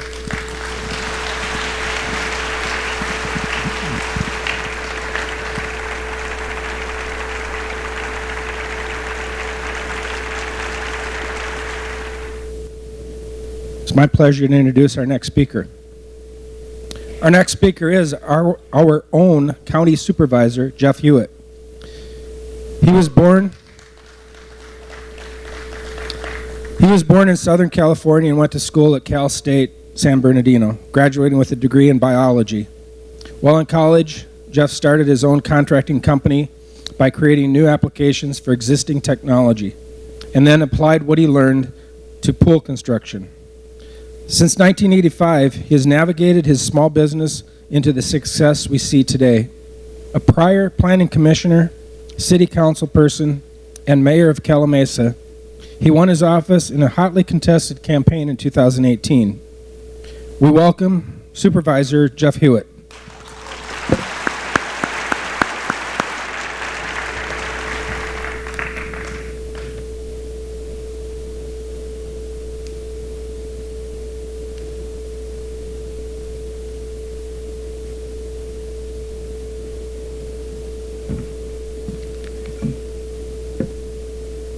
Thank you, Doug, quite a bit, and that was a nice introduction for someone who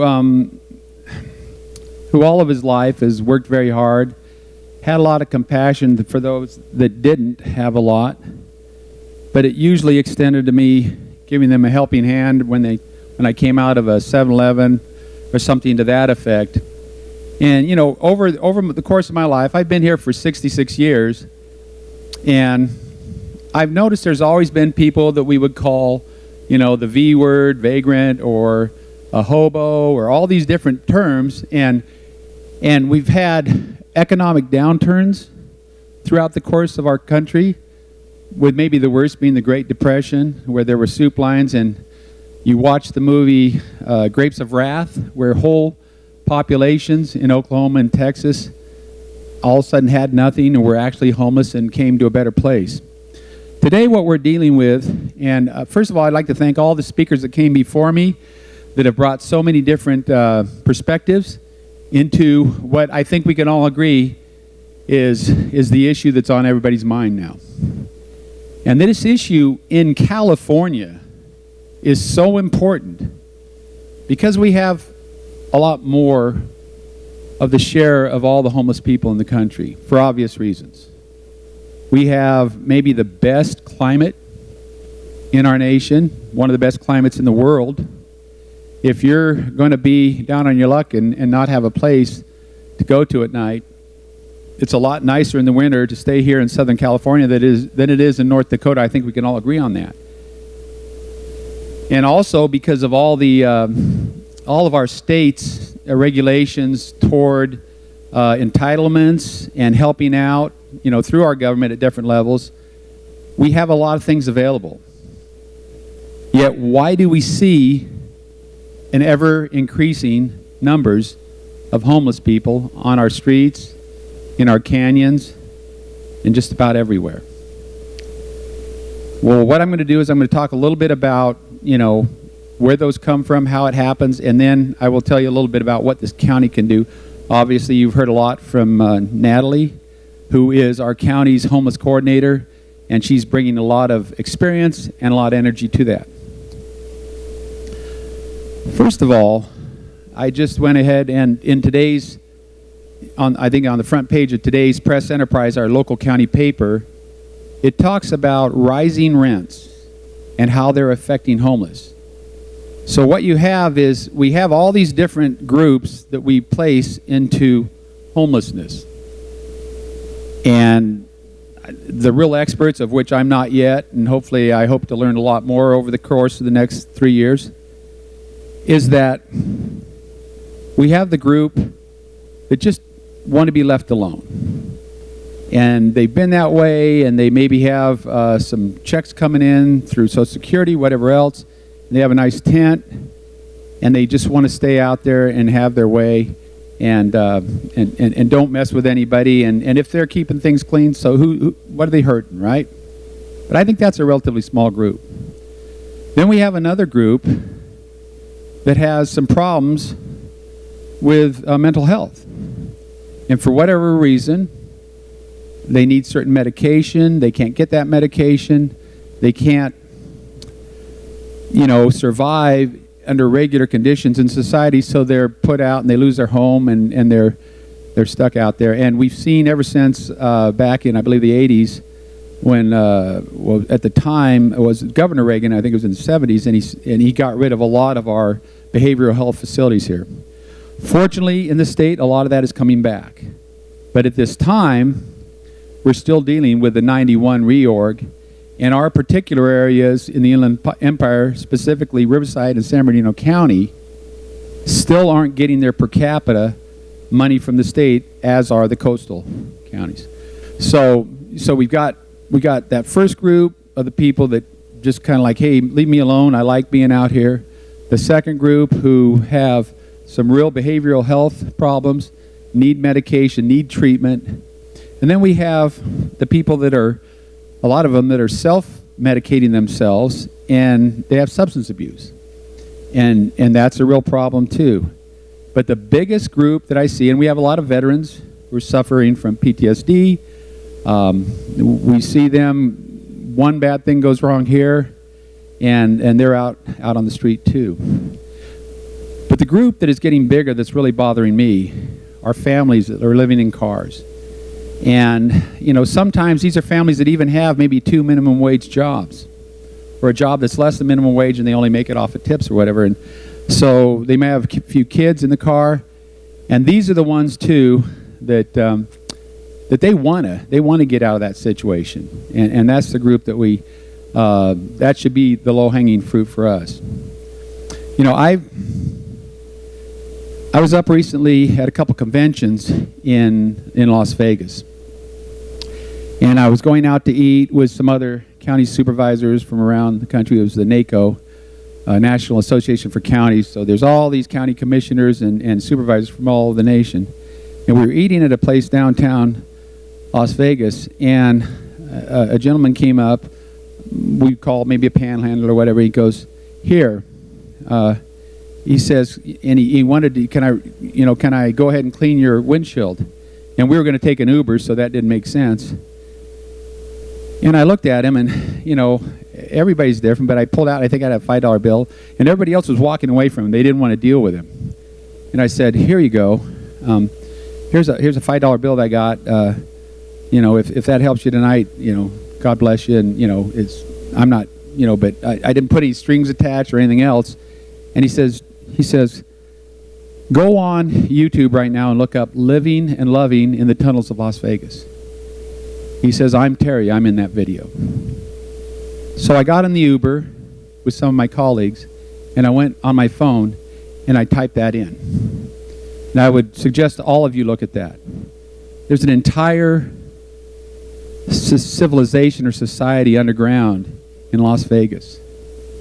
And this guy he was one of the stars of the deal. It was an amazing, I think it's only about 15 or 20 minutes long.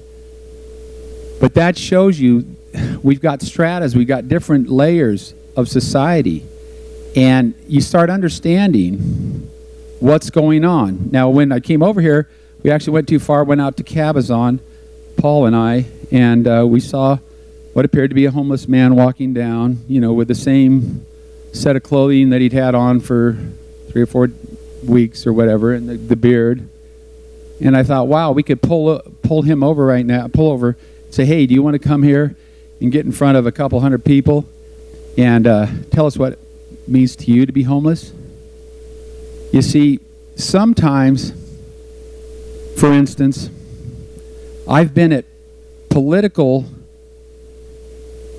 get-togethers out at the Ritz-Carlton in the low desert, and I'm around a bunch of other electeds, and we're eating hors d'oeuvres that I can't even name and drinking fine wine with our fingers out like this, and we start talking about issues like homeless.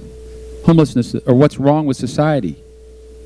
And I realize that when I leave there and I'm driving home and I see some people underneath a freeway bridge and they're trying to keep warm around a fire and they're drinking really cheap wine out of a brown paper bag, that if I stop there and sit down with them, sometimes I get the real heart of what's wrong. They can tell me what's wrong with my county. They can tell me what they need.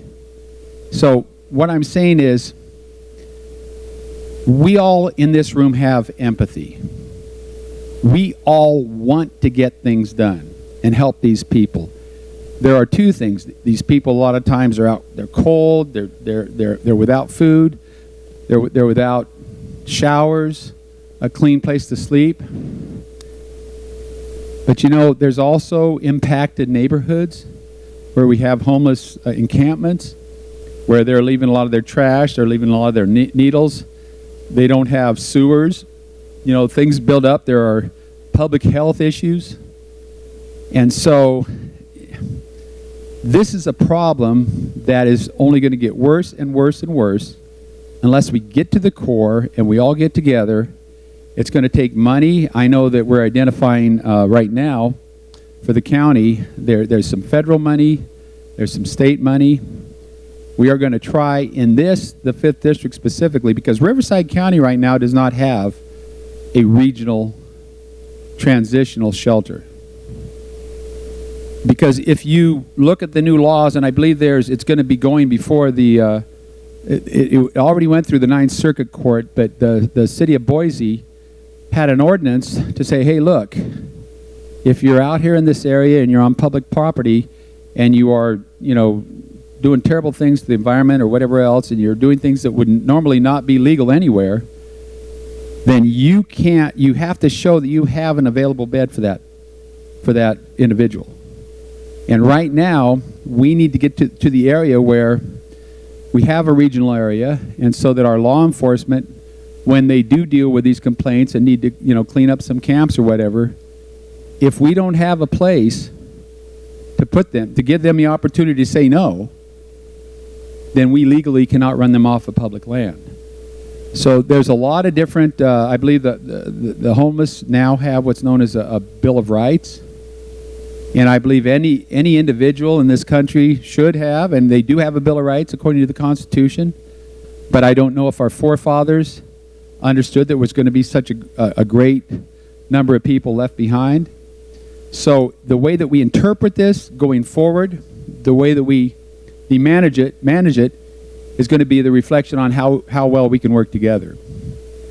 Now, because of my political ideology, I believe that when given a chance, a nonprofit or a private, you know, institution, which there are many in here today, can be as effective as anything.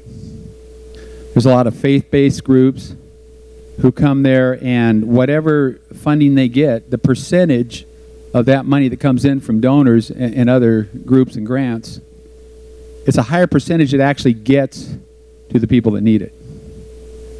Unfortunately, in government, we can get that same amount, and we might help half as many people. But because this is such a complex issue, and because there are so many different parts, we as government have to work hand in hand with all these private and nonprofit groups. And whatever it takes to cut down the paperwork, sometimes the risk of actually having somebody get some help that maybe didn't deserve it or whatever is well worth the risk if we help out so many others and do it in an efficient way. So what I'm looking at going forward is we're going to work so hard to get a regional transitional housing, temporary transitional, because again, permanent housing for homeless right now is huge problem. I think we have, and maybe Natalie said this earlier, we have so many thousands of people waiting for Section 8 housing. You know, so until we get some other ideas, I know that we have at least one nonprofit that has some very good ideas. Everything from mini houses to containers to 3D printed houses. There are ways to fix this. But I don't want to make a dumb joke and say we got to think outside the box, because we need so many boxes. We need things where people have the dignity to where they can get back out on their feet, get meaningful, gainful employment, get in and get the services, whether it be behavioral health services, drug abuse, rehab services, all these things, get in there and find out. We're never going to have this down to zero. But I think the harder we try, the better things that we incorporate with a higher percentage of success, I think that's the best we can do. You know, a regional center, it's going to take a lot. Now, how many in here of you know what a NIMBY is? Raise your hand. Okay, how many in here would consider yourselves NIMBYs? I got news for you. We're all NIMBYs. It's just a matter of degree. I mean, we always want to go get a house, and we don't want people to bother us, and we don't want anybody else coming in and building a house right next to ours and then adding more cars on our already crowded freeways and such. But also there's a few things that it's not just warehouses that cause a lot of controversy. But if you have, and you've seen it happen down in LA recently with them putting in homeless shelters in parts of LA where they said, no, we don't want it, you know, it's across from schools, this and that. We're going to have to find an area in the county where we can have a fairly good size, so we can get these beds, and so that it allows all of our different jurisdictions and law enforcement to deal with what they need to, you know, we need to have this legally so we can say, now we'll deal with this one way or the other. When we get somebody that is in a position, again, those that are, you know, working poor families and stuff, they want to get out of that more than anything. And then we kind of move up and get those harder groups.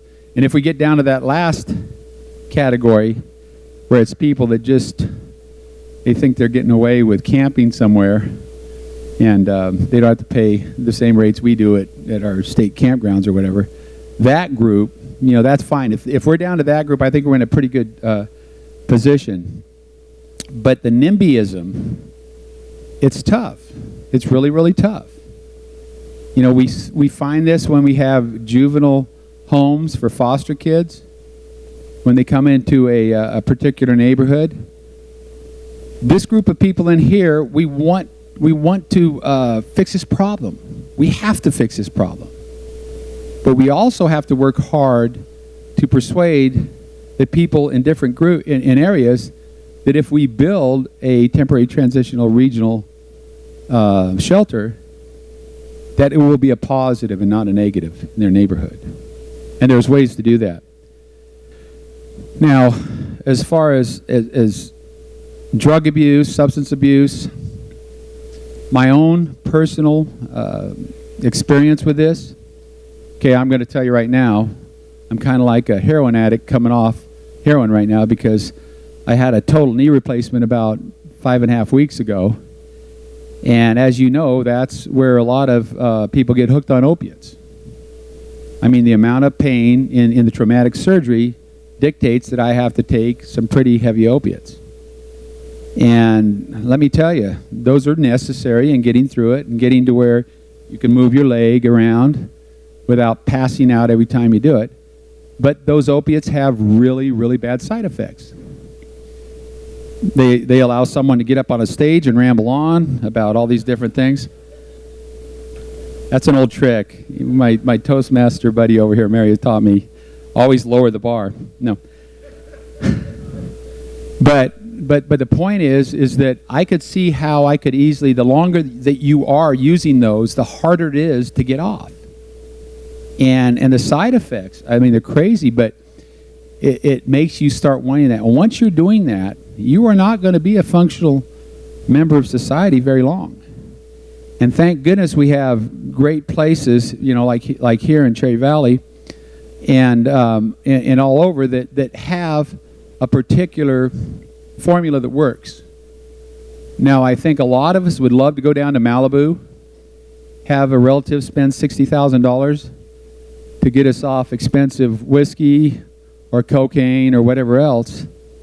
And the Betty Ford Clinic is very good down in the low desert here, but I believe it's about $45,000 or $60,000 to go through, a 3 to 6 month program or whatever.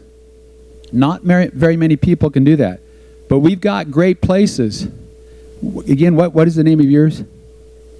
House of Decision in Cherry Valley.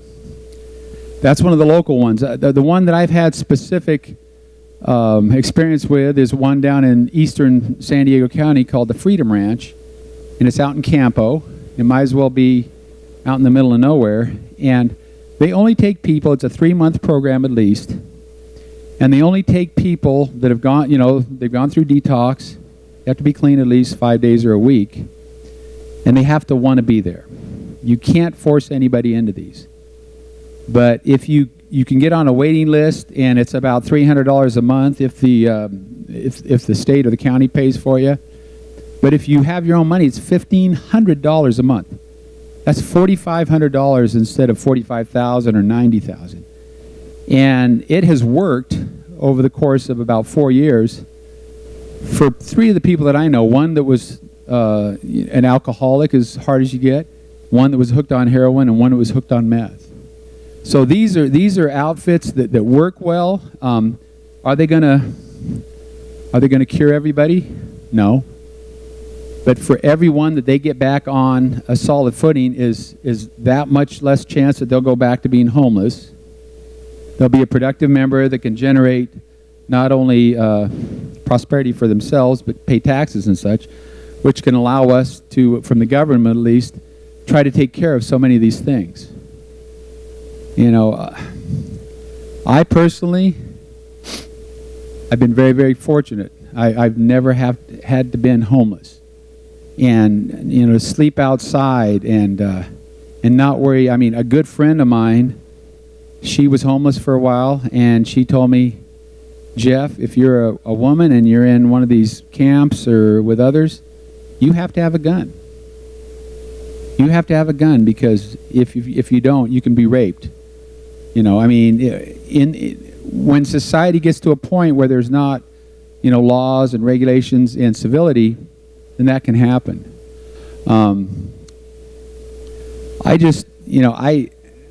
think this one issue, if we can come together not only on the sources, but again, get behind these nonprofits, these private, and then use a lot of what we get in grants and stuff too, and direct that to the right. Get a regional, for Riverside County, a regional temporary transitional shelter. I think Riverside County, and I know right now, I believe that at one point we had every veteran was guaranteed a bed. And I believe there have been certain groups that have worked really hard for the veterans, because they're the ones that theoretically shouldn't have any business being homeless at all. They made that sacrifice to, what I've always heard, that I really like the term, joining the military is like signing a check that's not filled out. It's an open check all the way up to your life. So when you come into there and you say, hey, I'm going to do whatever to defend this country, or defend its worldwide assets or whatever else, then you go there, you might be in combat, you get PTSD, and you come home and people put you off the side. These are the people that we have to make sure they have everything. And through, I believe, the continuum of care, which the county we're doing right now too, we want to make sure that when they come in to one of these shelters, they're going to get everything that's available to them. So, to conclude,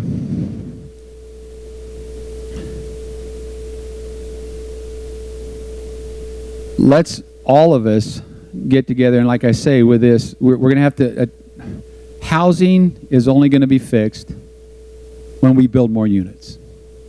Rents are only going to come down when supply starts meeting demand. The state legislature just yesterday okayed basically rent control in California. Now, what rent control does is it makes sure, they say you can only go up 5%, or you can only go up the COLA, the cost of living, per year.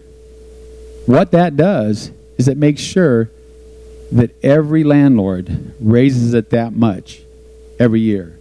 So sometimes rent control has exactly the opposite of effect of what it was intended to have.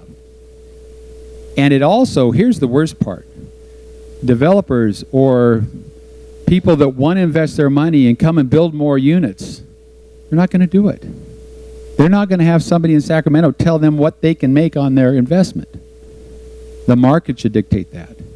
So until we, getting back to my favorite word, NIMBYism, because we have to fight NIMBYism big time to get more housing units.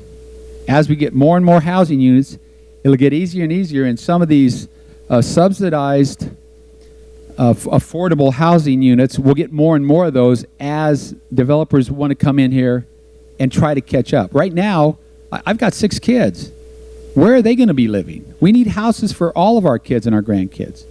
We cannot become this exclusive little club which is being completely put out of affordability by so many fees and so many regulations and so many people's hands in the pie. If we can make that easier, get more and more houses, get rents down, that will really help with that last group that I talked about, the working families, and a lot of individuals who just can't afford it. You know, my son-in-law he's just got a job 5 months ago with Alaskan Airlines, and he's up in San Francisco, and about another month he'll be off probation and he can get a job down at San Diego Lindbergh Field or LAX. But he lives in his car up in San Francisco in the employee parking lot and has a 24-hour fitness gymnasium membership so he can take showers and stuff. And he's got at least 6 other people that work there with him because housing is so expensive for a little box up in San Francisco that you're going to spend all your money on that. So these are the issues that we have to do, and I applaud each and every one of you in here for what you're doing for people that are most at risk, and I guarantee you, if we work together another year, we'll see these things go hopefully in a good direction. Thank you.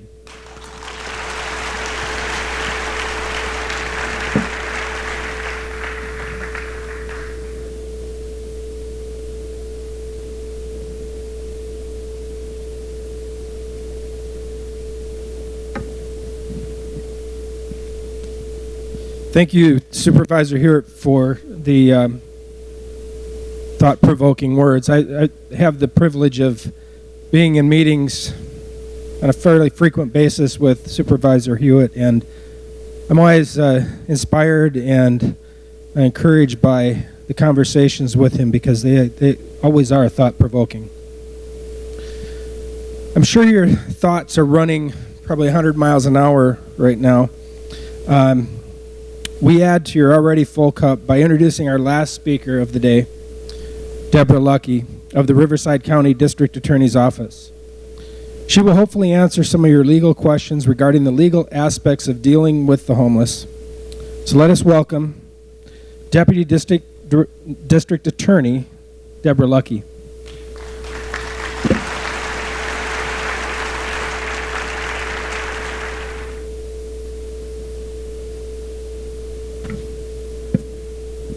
Good afternoon. I hate to do this, but I'm going to disappoint you first off. No, I'm not going to answer any of your legal questions about dealing with the homeless. But I will talk to you today about what the county can do, what we are aiming towards at the District Attorney's Office as being a good partner with our communities throughout the county, and how, as a community, we can kind of address some of these issues. That's what I hope to achieve today. And if I can answer some questions, I certainly will. I do want to start with, I am not a judge. Your program says I'm a judge. I'm not. My husband's a judge, so I think we were kind of melded together today in your program. But what I do is I've worked for the county as a deputy district attorney for the last 25 years. And I have the privilege for the last several years of supervising a group of very dedicated people in our, what we call our restorative justice courts. My unit's called the collaborative courts. And what we do is take situations where people are obviously involved in the justice system, we take their cases and we look for rehab. So we have our veterans treatment court, we have our drug treatment court, our mental health court, and most importantly for today's conversation, our homeless court. So my group of lawyers address these issues, and we work collaboratively with all of our justice partners. And who are those? That's the courts, the public defenders, the probation departments, behavioral health. And we're looking for global solutions to reduce recidivism and address the problems that are plaguing our individuals and why they're coming into our justice system. And sometimes, not always, but sometimes, very frequently, unfortunately, homelessness is part of that equation. So we're looking to resolve those issues. You know, I think the speakers today have been amazing. And I want to go back to Bishop Taylor, who spoke first, and something that he said that really struck a chord with me. And I don't want to get it wrong, but what he said was, homelessness is not good for the homeless, and it's not good for our neighborhoods. And so I think, I mean, where's no truth in that, right? That's an amazing statement, because it's not good for us as community members. I live in the community as well as work here, and it's not good for our businesses either. But it's certainly not good for our homeless people. So what we have to do is address those issues globally as a community, right? We have to be looking wider and about bringing ourselves together. You know, Natalie spoke a little while ago, and I was thankful to be on part of a committee that really brought Natalie into our county. You know, she mentioned 17 different agencies that have something to do with homelessness. Well, that's true, because we're all looking for those solutions. But one thing that we weren't doing was talking. We weren't coordinating those efforts. And what is really wonderful that's happening in the county right now, I'm glad to report, is that we are really trying to coordinate efforts to address these issues on a level to be responsive both to our homeless population and to our community members, right? Because it's equally important that we're addressing those things. So, you know, we can't all be BJ of the House of Decisions and the House of Opportunity. And amazing work. But can you single-handedly resolve the issue of homelessness in Riverside County? No, you can't, right? And what about Reverend Dr. Christ? Oh my gosh, what an amazing thing, 4-year fight to get these 50 housing units and what you do on a daily basis. But can you single-handedly reduce, eliminate, eradicate this problem in our county? Or even, you know, between Jackson and Hull, can you do that? Will you be able to stop it by yourself? No, you're amazing and an inspiration.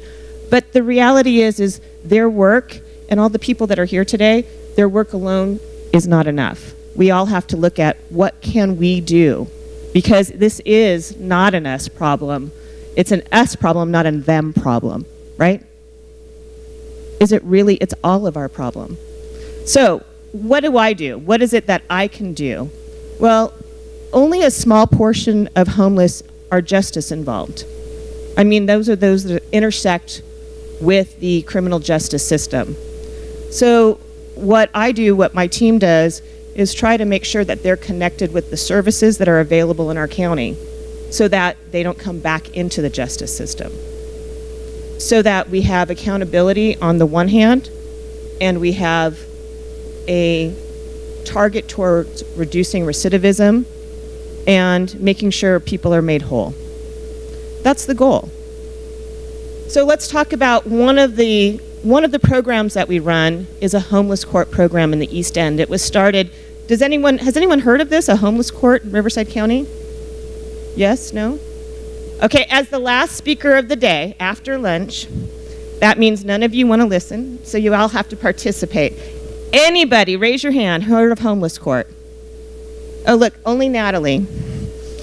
So homeless court is really, we have two now. We started in the east end of our county, and really former Indio Police Chief Rich Twist was the really impetus behind homeless court in the East End.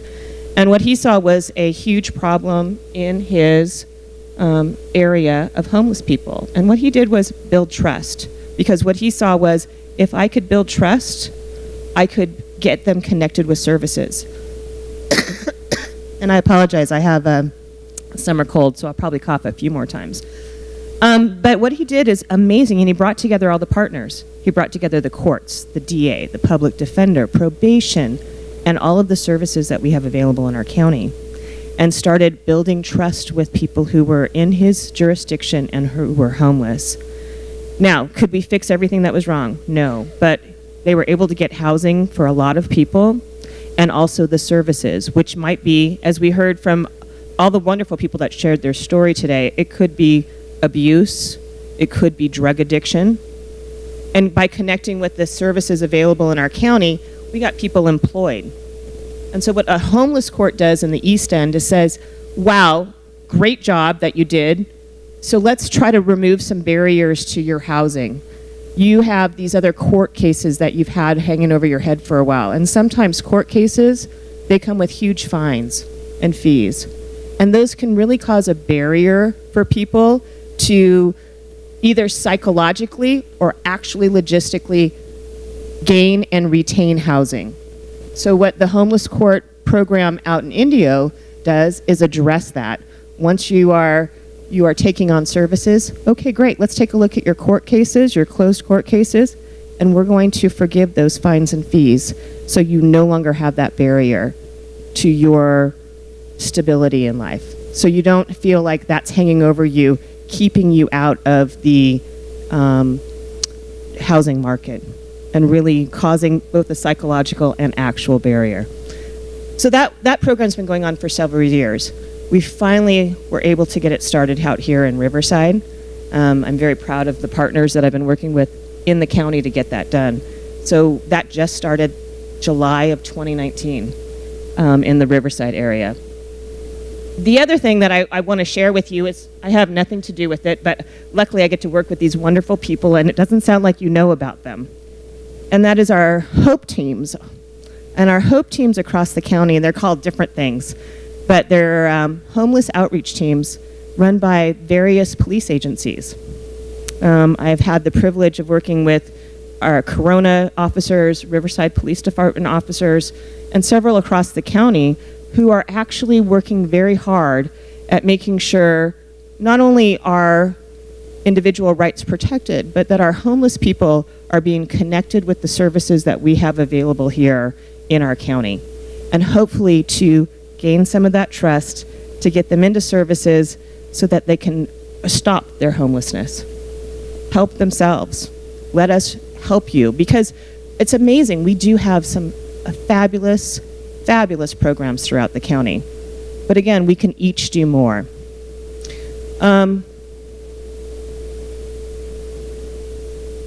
Homelessness is not a situation where we can just legislate it away, regulate it away.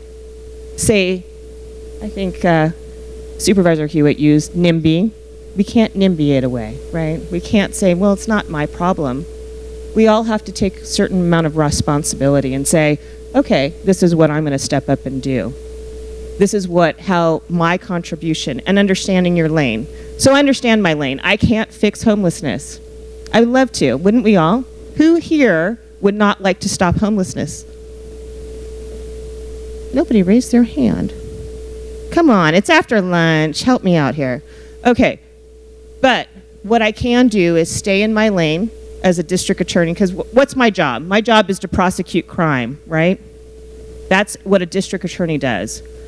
But while staying in my lane, I can also make sure that I'm working with our county partners in order to make sure when I'm doing that, I'm also looking beyond the normal, that I am looking to how can I connect these individuals with services so that all aspects are taken care of, so I don't see them back in my courthouse again, right? Because that's better for us, for them, and it's better for us as a community. Well, I hope that you take the inspiration that you heard here today and go out there and do more. I get to attend some of these on a regular basis. What we do need to do as community members continue to have these discussions. I love the fact that part of your job today is to say, what do we want to talk about next? What is it that we can do in order to really bring together the right people in the room and say, okay, let's make an actual positive step. Where can we go from here? And I really am appreciative of your time today. Thank you very much.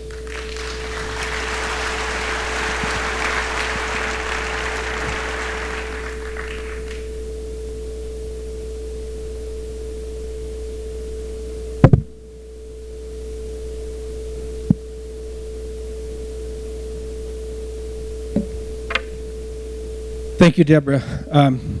Those comments were definitely inspiring, a great way to wrap up the formal part of our program. We've come almost to the end now. You've heard from many speakers who've talked about many aspects of homelessness.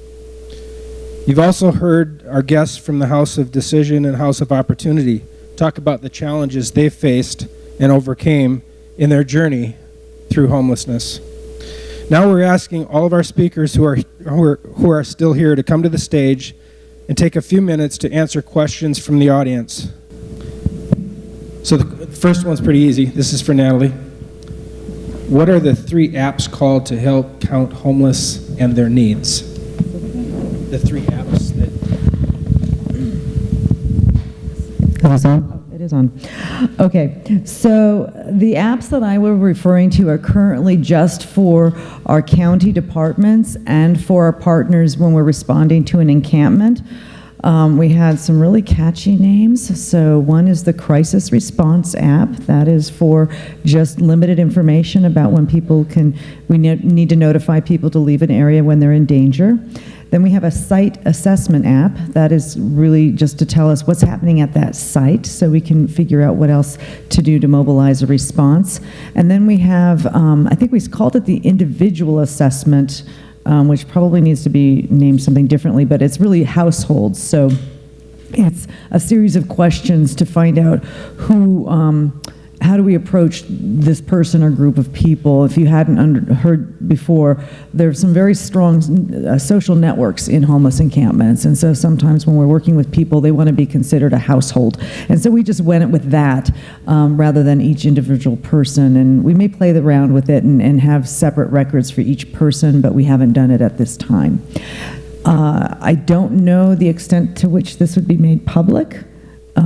But we do think that the maps, and even the maps I think are sensitive because they're public safety issues related to publicizing where encampments are.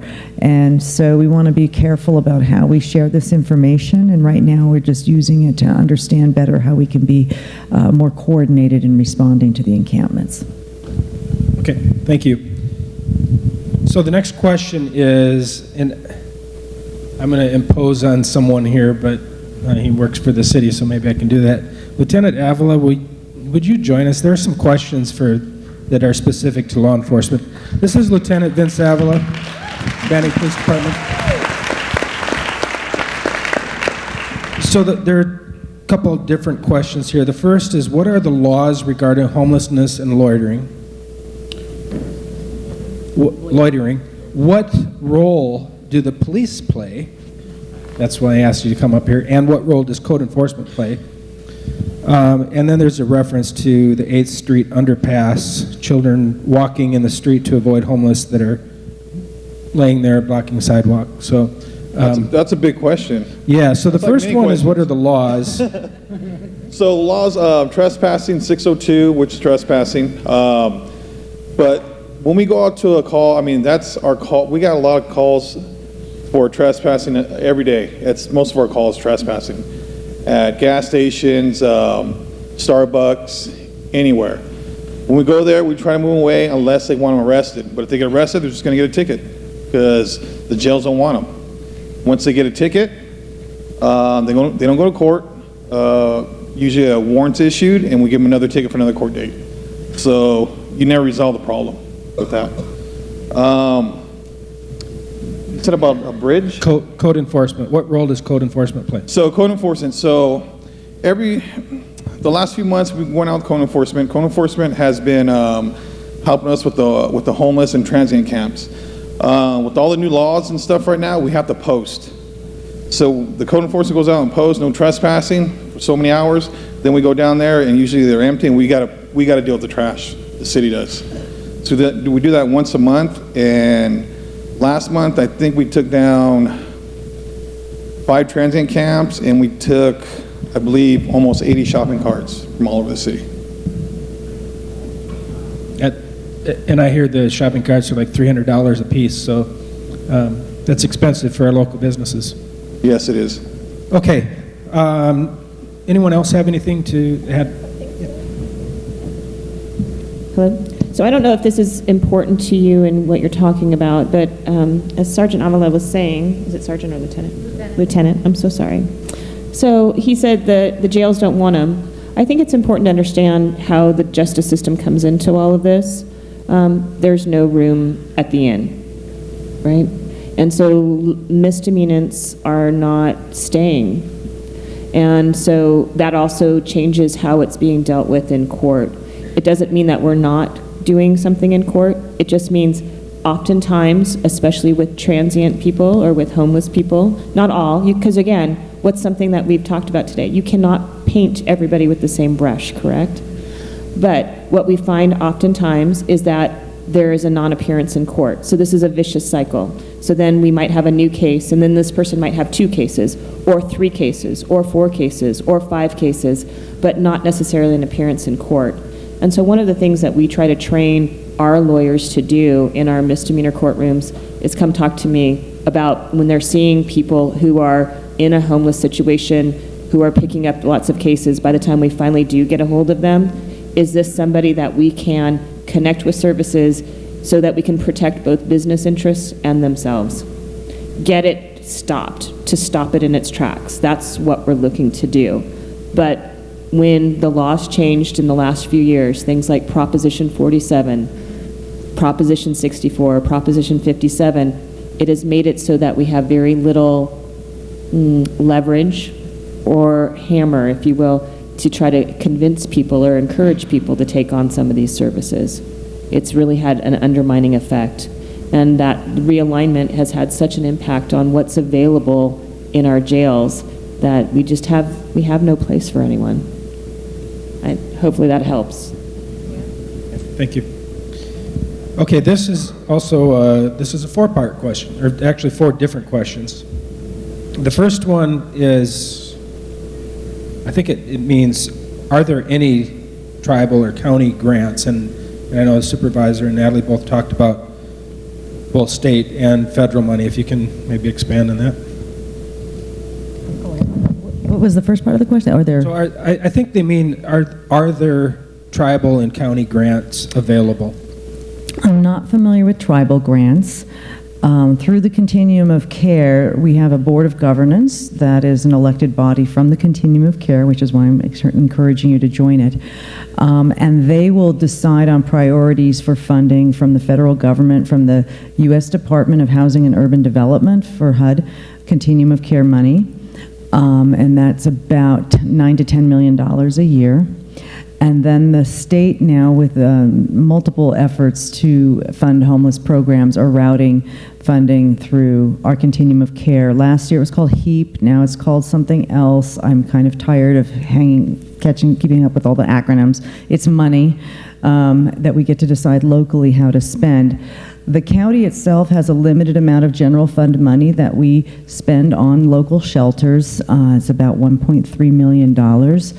And we are also trying to leverage some of our existing things. So if you notice out in the low desert, the cooling centers are now open in the evening hours for homeless people. That was something that we were able to work together with the cities in the Coachella Valley to fund and operate.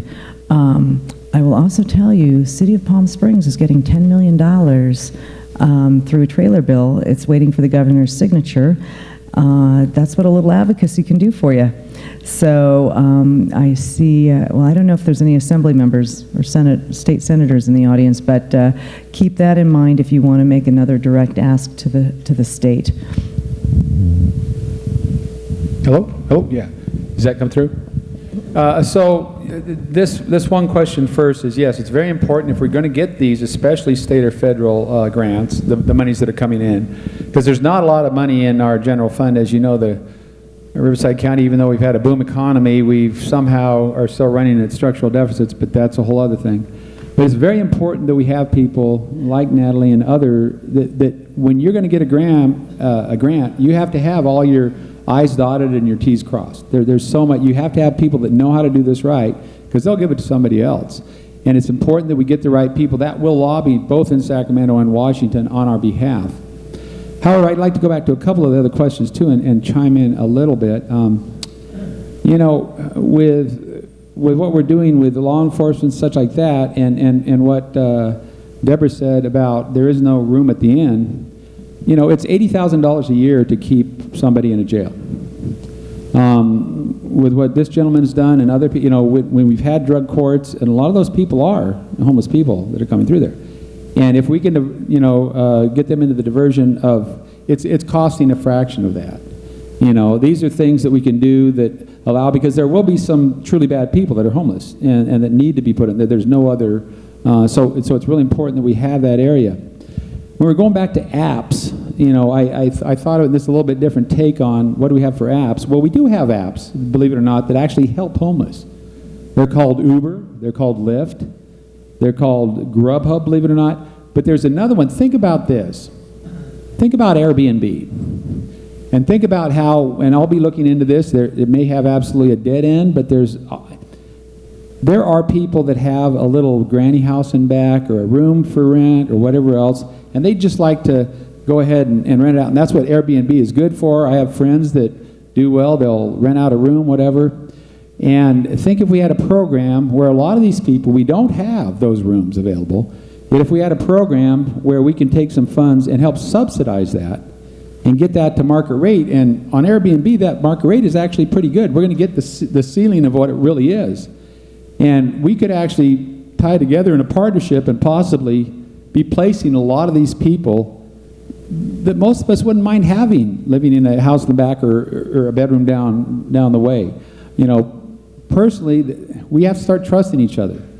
You know, I believe that the vast majority of people are inherently good, and that when we give them a chance to succeed, they can. You know, we help them over those problems that they have, but there's a potential here for coming down the road with some apps that might really make a lot of difference and make a big dent, especially in that affordable housing area. Okay, the next question is related to IDs. Why do homeless people need a valid ID for food help, and what groups are there to help people get valid IDs? I don't make those rules. Do you know why? I imagine it's accountability for the grant purposes, but I do know that we are able to help, and I imagine any church that wanted to do this or another agency, people come to us and we're able to help them get an ID either for free or a significantly reduced rate. And they don't know how to do those kinds of things.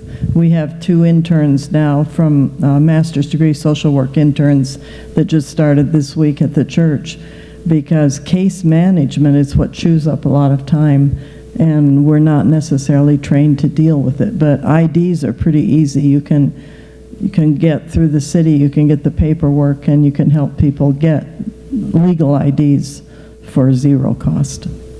I know we have a group, I think there may be some members here, navigators, that actually go out to the different encampments and they help connect people with the resources, including helping them to get IDs. So that is a service being provided.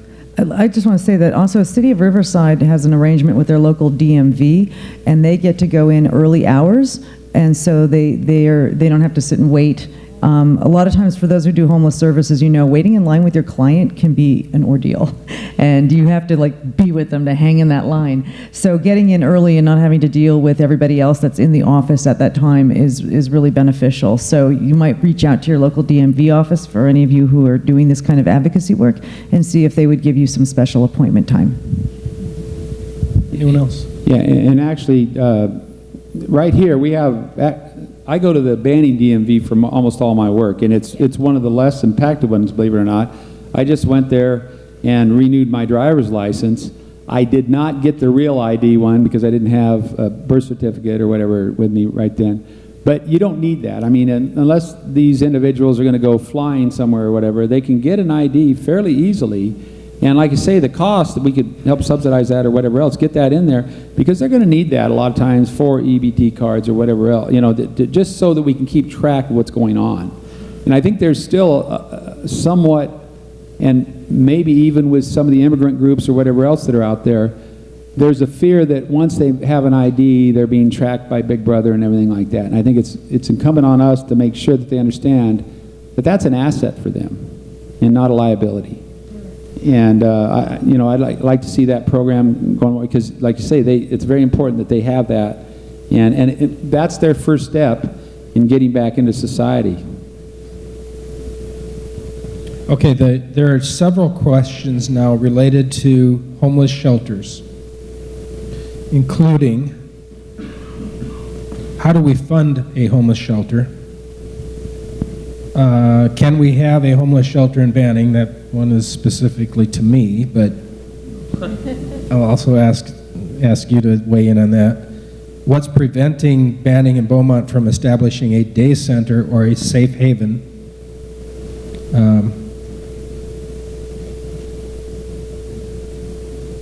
Can we open Dysart Park for a homeless camp? Who funds shelters? How does the pass tap into, I think it's parks or support? And does the county require city support?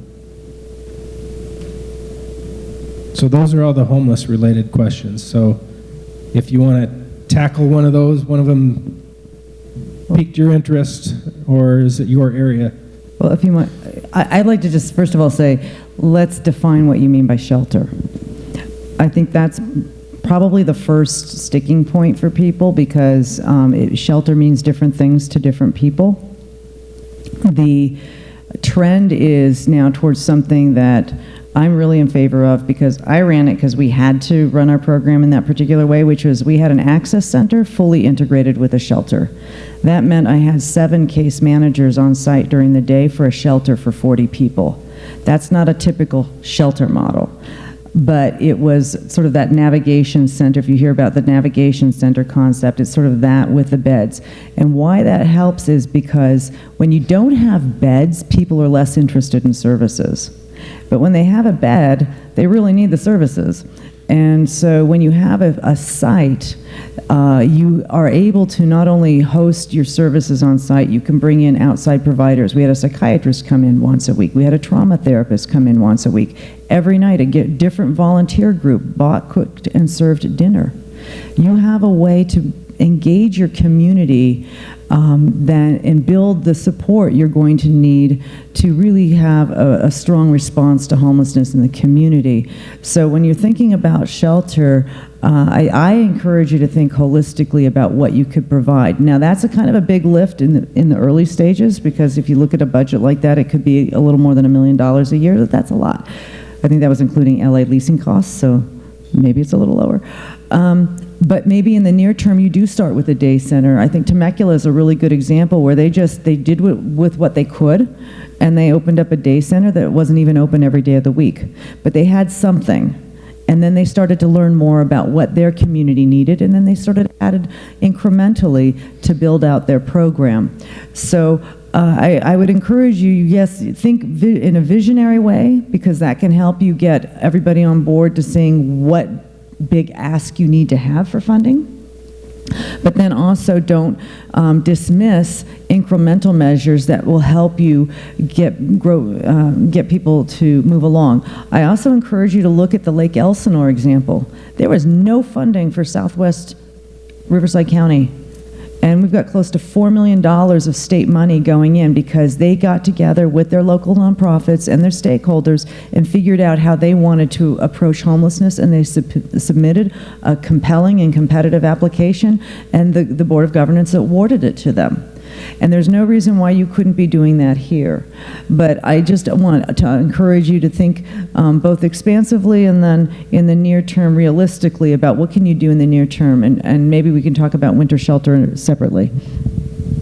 Okay, so can you have one here in Banning, Doug?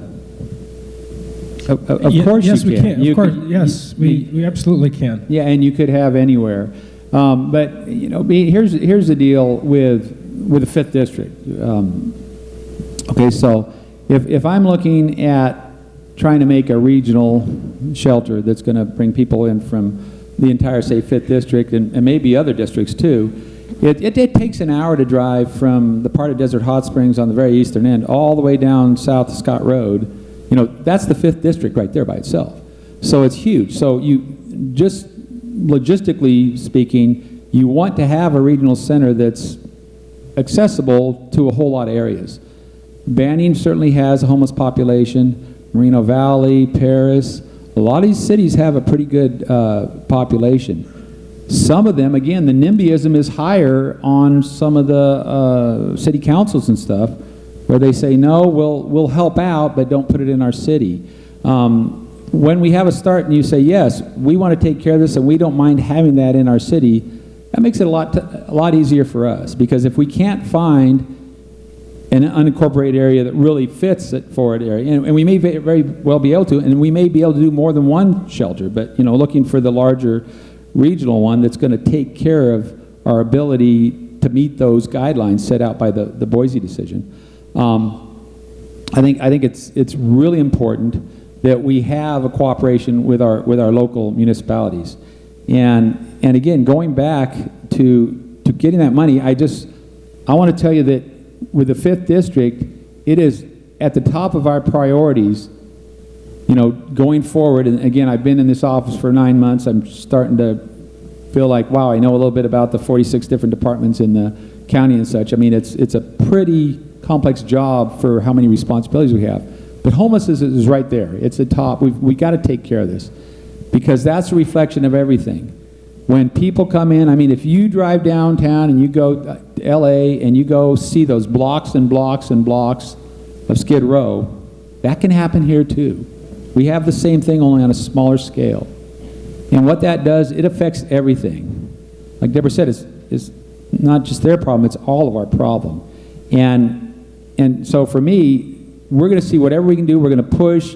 My staff and I, as people already find out, we can be very, very, you know, if I can't persuade somebody, I wear them down. You know, and there's money up there. There's money up there in Sacramento. The governor has made it one of his biggest priorities. So, you know, we're going to try to get little old Riverside County, and we're big on population, but sometimes they don't take us seriously. We're going to work really, really hard to see what we can do, and then work these out and find out, you know, get several of these things going and see which models actually work the best, and tweak them when we need to.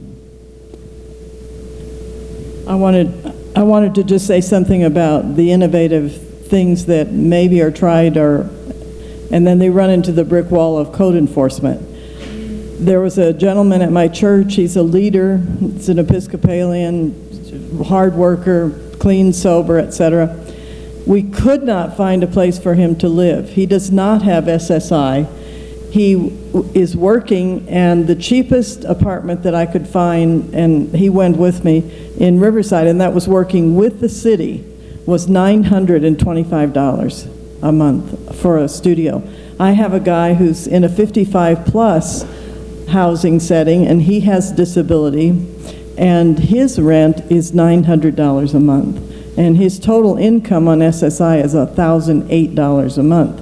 So for the first guy, I'm like, well, we've got to find a place for this guy to live. I can't let him live at the church because then I have code enforcement problems. So I went down to Richardson's to the travel trailer place, and I actually purchased myself with very little difficulty, and I'm not a wealthy person. I purchased a 28-foot travel trailer that was made in 2011. It was like spotless because it had been owned by retirees, and they gave it back because they weren't using it as much. My payment on it is $210 a month. which was amazing because I could house this guy, and I would pay for the trailer, and he would pay for the space rental, because space rental is $500 a month. Then I found out that you can't put somebody permanently in a trailer park, in a travel trailer. It has to move every 30 days. So I was like, what am I doing now? And now I own a trailer and I can't even use it. So I found a place, but I had to call 25 different trailer parks to do it. And I'm not even going to tell you where it is because I don't know if it's legal or not.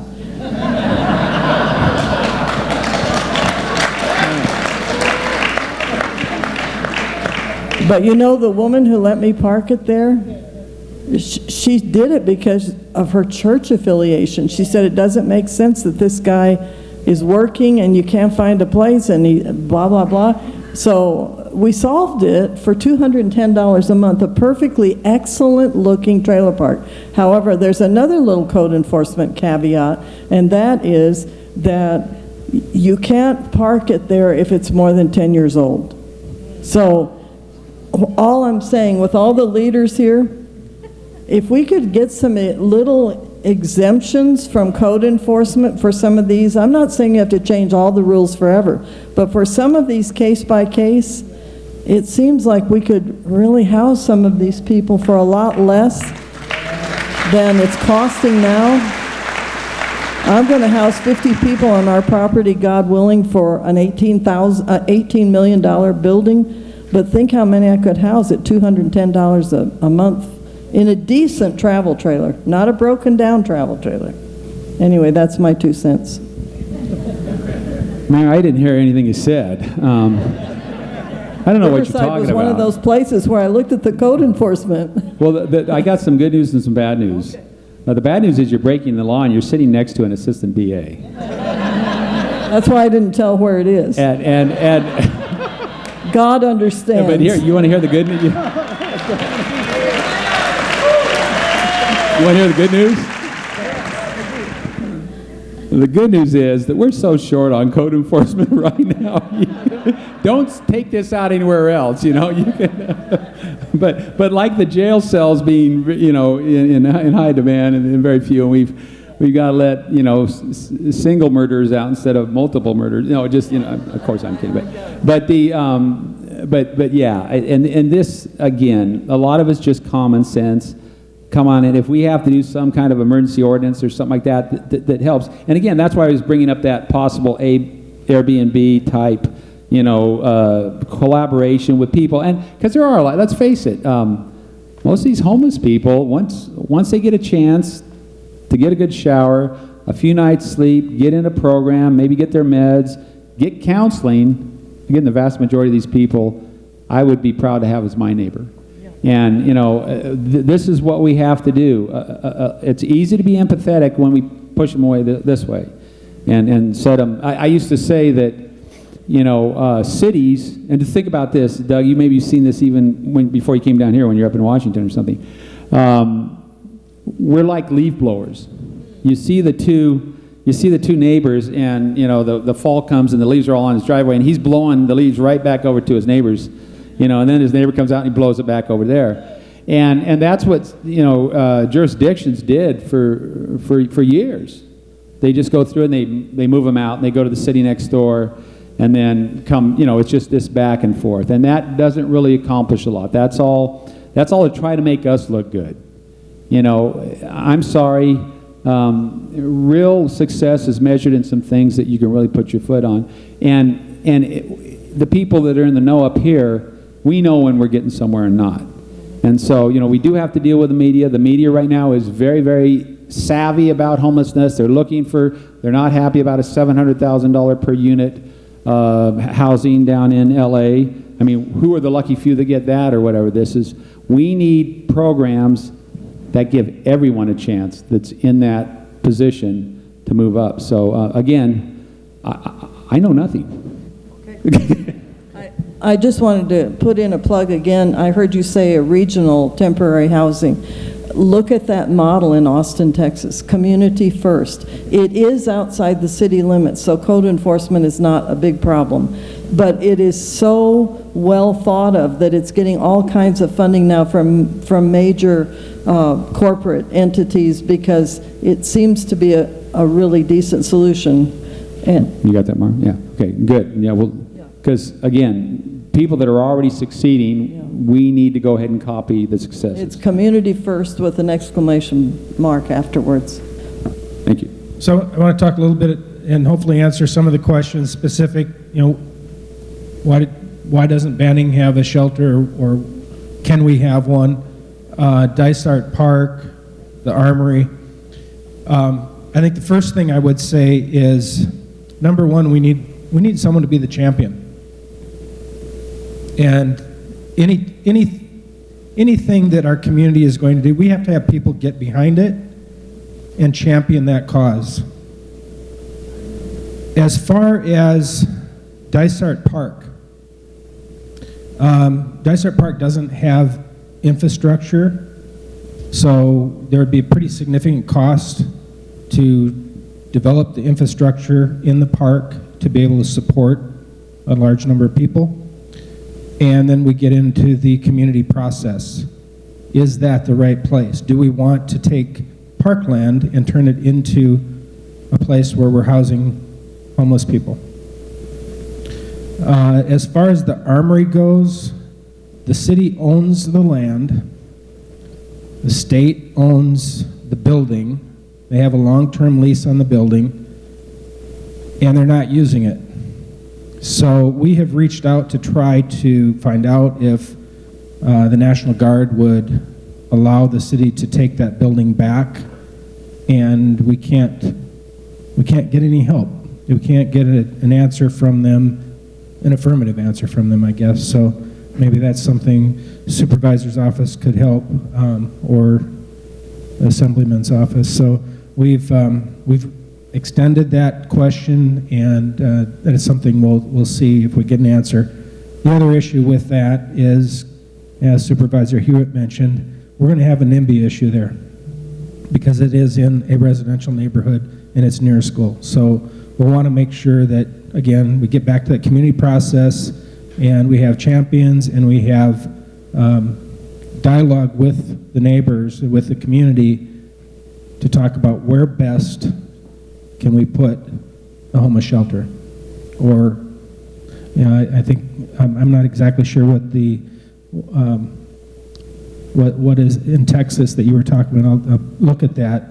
I'm familiar with Dignity Village in Portland, which has also been a very successful option or alternative for transitional housing. So we will be looking at those things, and as we mentioned, one of the questions we asked you is, should we have another meeting? What topics should we talk about?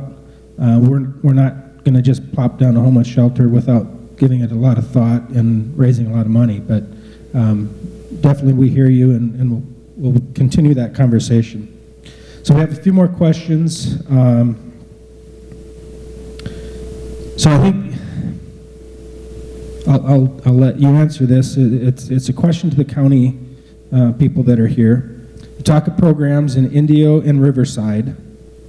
Noticeably missing is the pass. What about us? So we have talked about that, but if anyone has anything you want to add to that conversation.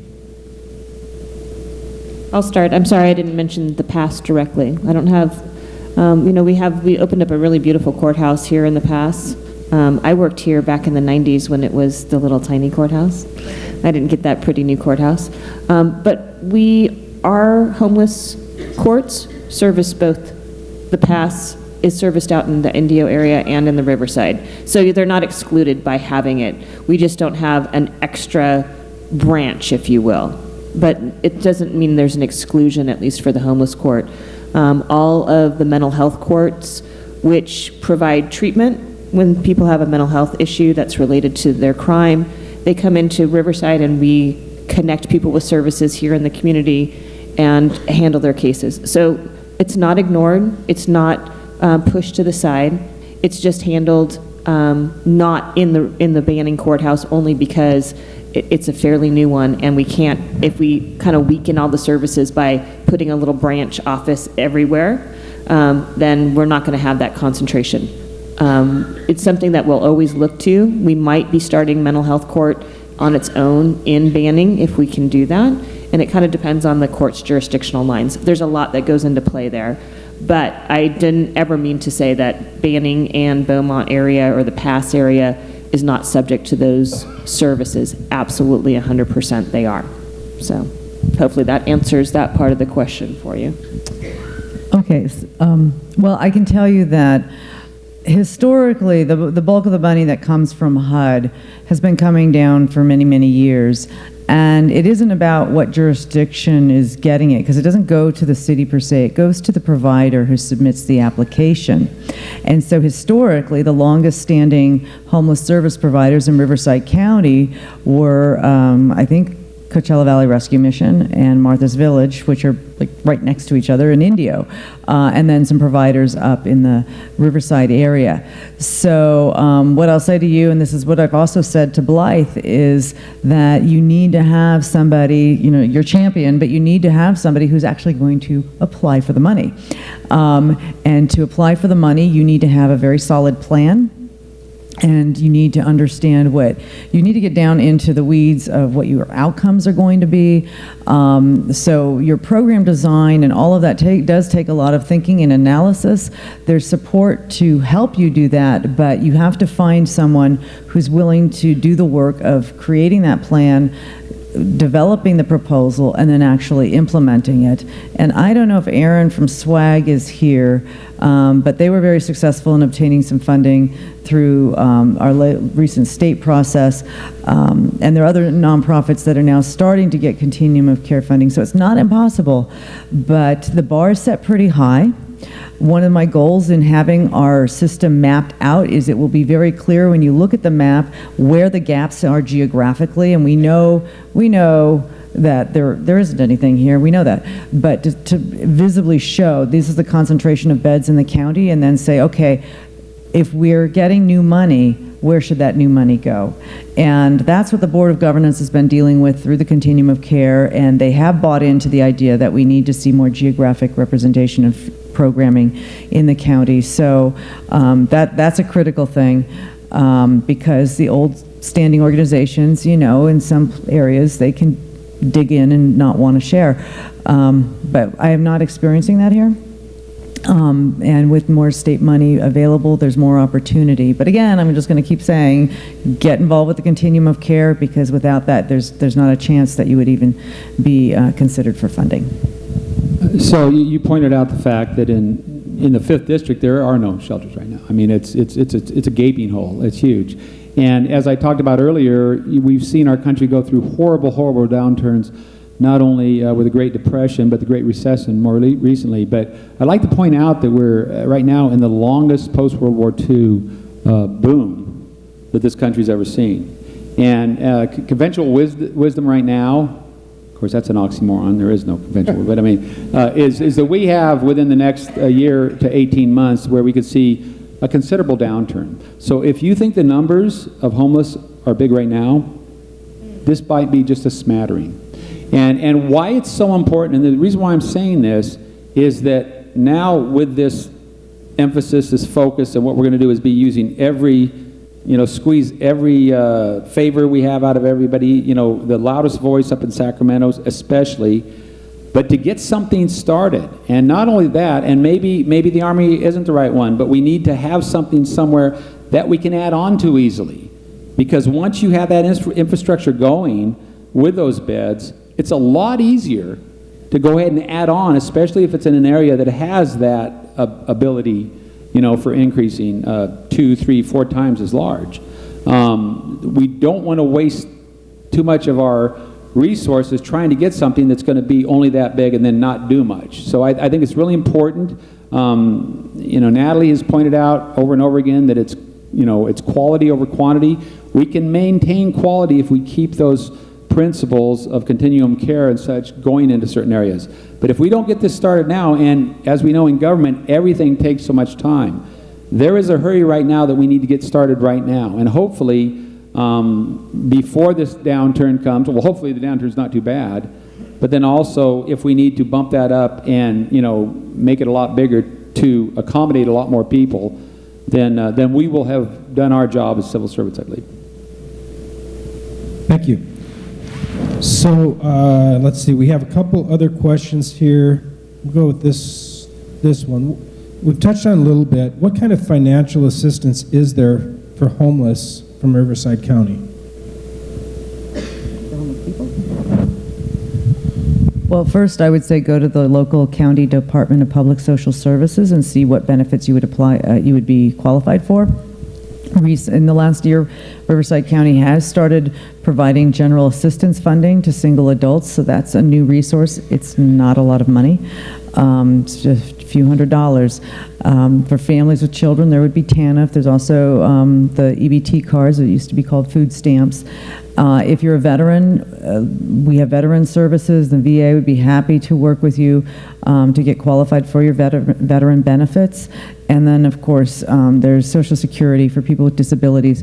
That's a tricky process.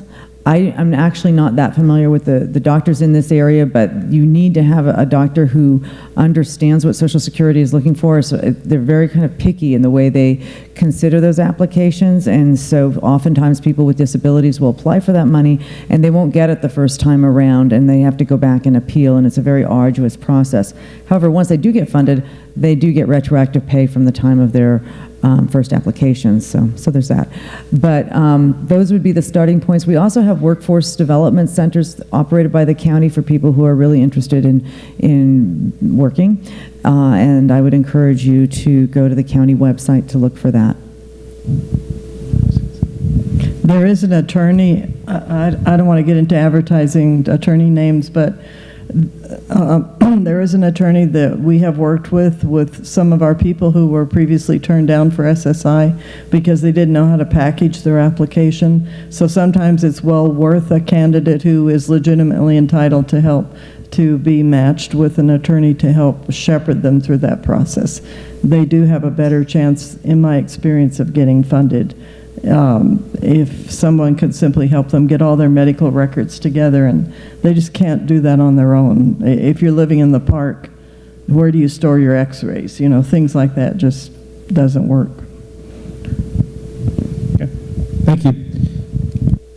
So we did have an answer earlier, one of our speakers from the House of Opportunity, but let's see if we have anything to expand on.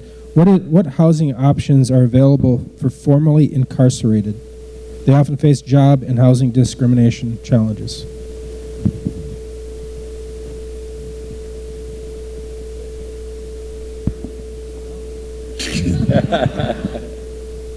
So that's a question for me?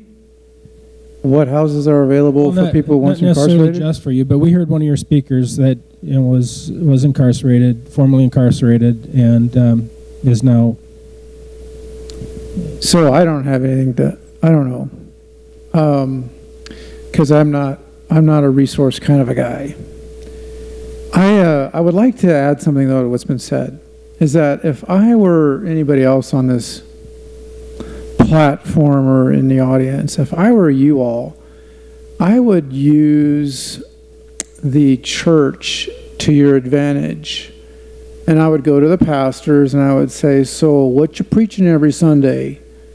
And I would say, so how about Matthew 25 or, James 1? And what are you going to do about all that? Where Jesus says, I separate the sheep from the goats. Sheep, muy bueno, goat, no bueno. And he says, what separates them is what you're doing for people that are busted up. Prison, needy, homeless, all that. And they preach that every whenever. And what are they doing? And so I would go to that group and I'd say, can we help you get some of that figured out? Because they are incredibly,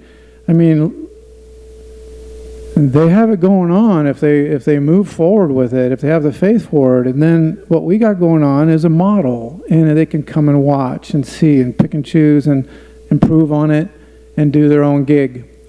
So frankly, there's no inertia in that. It's just a guy that has a vision, and he's actually compelled to do it biblically. And so you're asking the right person there, and then they take all the responsibility, and they might start a triplex, or they may start 2 homes or whatever. But that would be like, I mean, if you got a handful of those people and you inspired a few more, and then their church it fills the joy of ministering truly into the lives of people, it fires you up, and it matters. And I know that you got, maybe that's a bridge you're not allowed to cross, but if I were, that's what I would do. If I were in your shoes or your shoes, and you talk until people faint, whatever you do, I would bust them up. I'd go into their office and I'd say, dude, what are you thinking? Can we help you get this done? Thank you. I like this guy. He just hit me on my bad knee, too. And there's very few people that I'll let do that. No. We talk about health care, and there was a big thing with Obamacare that dealt with people with pre-existing conditions. Unfortunately, we find that $900 studio apartment, which is under high demand, even though it's unaffordable for that one person from your church. It's still, there's a lot of people that want to come in there. So when you have so many people that want something, then the landlord can be picky. And what happens is first they look at your credit score, and you didn't pass your credit score. And if you've been homeless, there's a good chance that you don't have an 800 plus credit score. And not only that, but if you've done time for whatever reason, it could be any kind of crime. It could have been a victimless drug crime or whatever, but could be a felony. It's on your record, and they say, we don't want to take the chance. So, when Obamacare came out, they said you have to cover these people. You can't just push them out there. You can't just say, hey, especially when we say we want recidivism way down. We want to give people, once they've gotten out, we put them through, probation, give them a chance to get a job, a place that, if they can't get a place to live, it makes it kind of hard. Then they go back to a lot of those same habits that force them into their behavior to begin with. And so, yes, if I have to use biblical, God, now I got to read the Bible. That's going to be a tough one. But if I've got to use those or whatever it takes, like I say, our best partners are the people in here that have a little bit more latitude, because you are not directly part of the government. So you can get by with a few things. And we need to push this, and we need to get so many of those that are coming. I have, over the course of about 40 years, hiring people to dig swimming pools, it's not one of those jobs that people really like necessarily. I mean, I would tell them when they're coming in, they say, well, tell me about your job. I go, well, it's really backbreaking, it's dirty, you're going to be really sore when you get home every day, it's long hours, and you're not going to make very much money. Now let me tell you about the bad parts of the job. And so I was getting a lot of people that had come out of prison and such. And to be honest with you, some of them didn't work out. Not because they had been in prison, but they just weren't very good workers. But some of the best workers I had been in prison 1, maybe 2 times or whatever, and they loved having a chance. And they'd say, Jeff, you're the first one that's ever given a chance. I said, look, when you come in and interview with me, just be honest with me. Just be honest with me. Everybody deserves a chance. And so I think if we can get more individuals, more landlords, some other things, by giving people a chance. There are a lot of good people that need that chance, and I think we've got to use every angle we can. Okay, moving on to the next question. I've just got a few more here. Some of these are actually more statements than questions, so I'm going to skip over those. This one is, I believe it's a question, and probably for Lieutenant Avila. This individual says she has problems with people sleeping in front of a business. What can a business owner do if they have problems with homeless people sleeping in front of their business or on their property, business property? So we get a lot of those complaints, especially from the trailer parks, people visiting different areas and sleeping. What you can do is you can come to our police department. We'll get you a no trespassing form. And if those people continue to go on your property and sleeping after they're warned the first time, we will arrest them and take them to jail for trespassing. And as we've heard, yes, it's usually a ticket, but if they're a nuisance, we will go book them. And I know it's only 6 hours in jail, but it's something. Maybe they'll get the picture that, hey, I'm not going to go back to that place. Another thing is too with the homeless, including myself, I help the homeless, and I know a lot of you do out there too. But please be careful when you go and make contact with the homeless. They're not all bad people, but some of these people are unstable and they have guns and knives and all that stuff on them. I don't want to see anybody become a victim. And if you go and help these people, give them food or clothing, whatever it is, please take someone else with you and make sure it's out in public view, because you don't want to go look for these people behind the bushes, because you will become a victim, like I've seen. Thank you. Supervisor Hewitt, we already touched on this, and certainly with Natalie's comments and Deborah's comments, we addressed some of this, but I'll give you an opportunity if you want to add anything. What is the conversation with city leaders and co-supervisors addressing a cohesive plan to bring cities together to help families and individuals who are homeless? Yeah, real good question. And, you know, as this has become something, like I say, coming in about 9 months ago, the homeless thing has been there, boom, boom, boom, boom. We didn't, being in Calamasa as the mayor there, Calamasa is a very small city. I think the point in time count was like 18, and that included the city council. You know, we don't make a lot of money over there, but no, seriously, I think on the board, along with, they all understand it. My 4 colleagues, Natalie deals with each one of them individually. There's a lot of willpower on the board now to do something, and I think each supervisor wants to be a big part of that. I think I have a very good relationship with the 6 different cities that are in my district. Each one of them are totally unique. I have a fond spot for Banning here because I chose this for my campaign headquarters, got to know the city real well, totally realized that this city's a lot different than I always thought growing up. I mean, this city of Banning has upside and people living in it that are amazing, but it also has had more than its share of a lot of things that have come in there. And if it's going to be here in Banning, we will work that. We are going to do our best to get something here. We have to.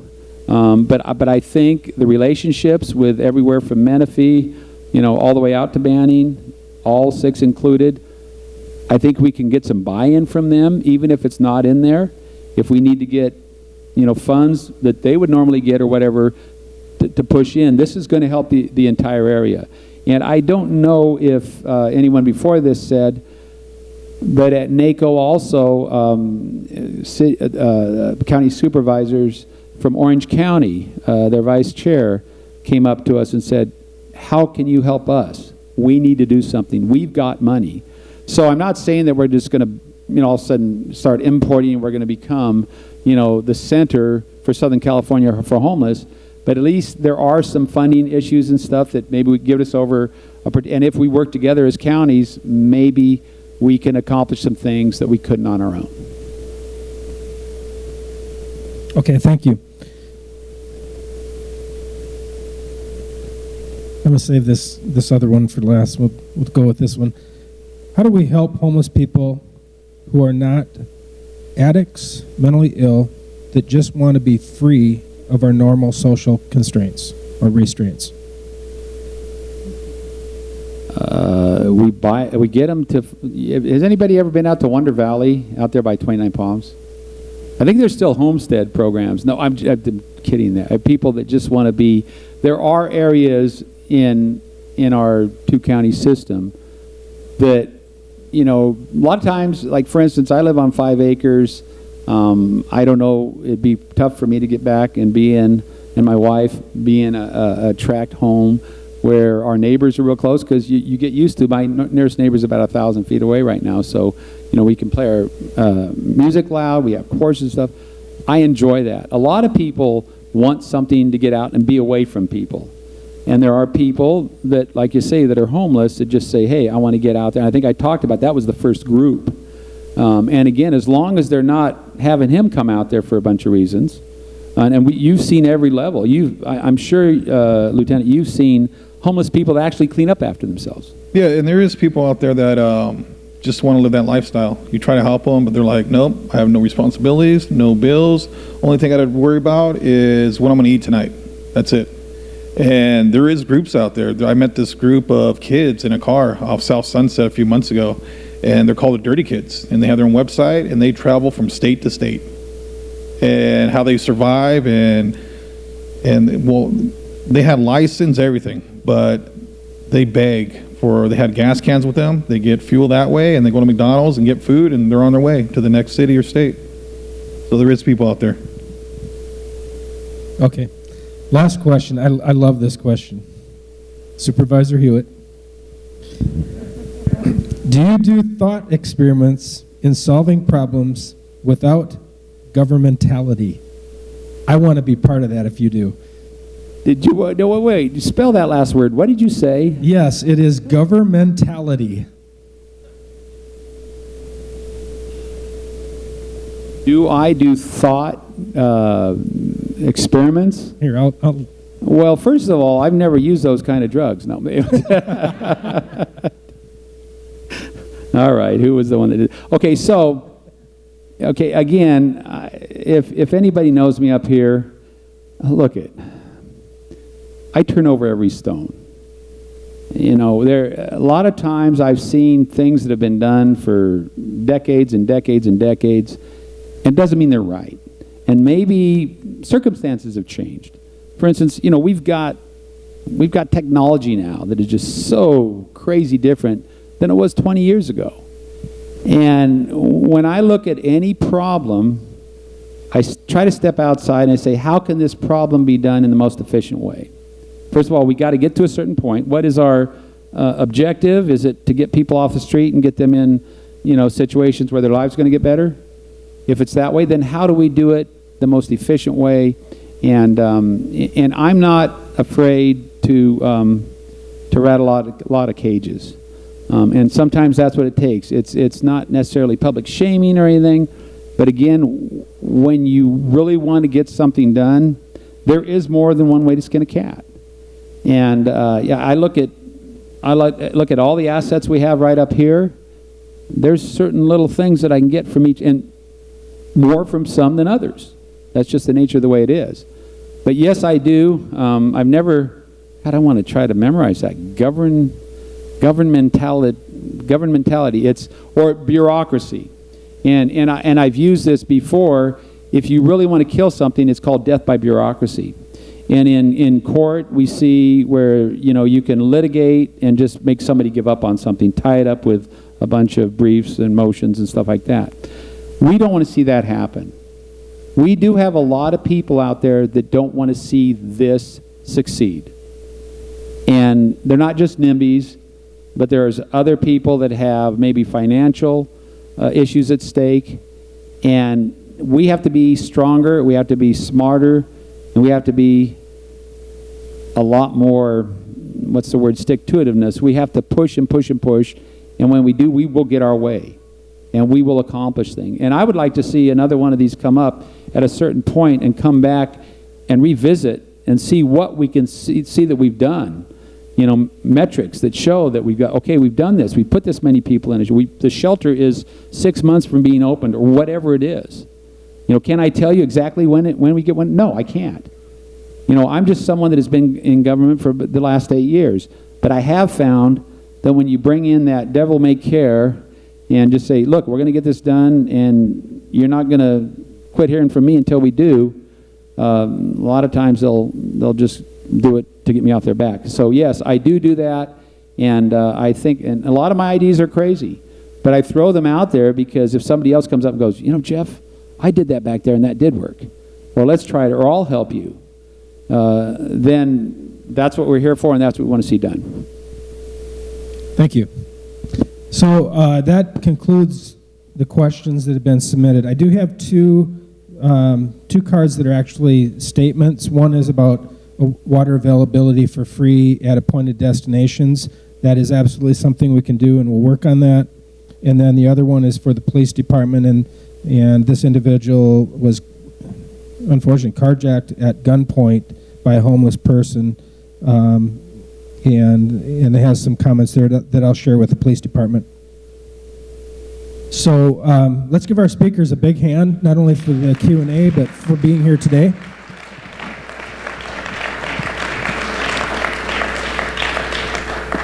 Definitely a big thank you to each and every one of you. So you've heard them talk, reviewed some paper documents on your table, and hopefully have some thoughts of what you can do in our next steps in our community. We thank you for your time, and I hope to see you soon. I'm sure I will see many of you soon. We're a small community. Please make sure your information is correct so we can email you the information that we've gathered today. And again, thank you to all our speakers who spoke today, the volunteers who put this together, Mary Hamlin, BJ Staveness, Lori Sampson, Kevin Bowers, John Garside, and Debbie Franklin, the vendors who donated our refreshments, House of Decision and Side by Side Humanitarian, Sunrise Church, and Frank for providing our venue, and you, the audience, for your attendance and attention. This concludes our summit. Have a safe rest of your day. And let's all give Doug a big hand for hosting this and emceeing it. Thank you, Doug.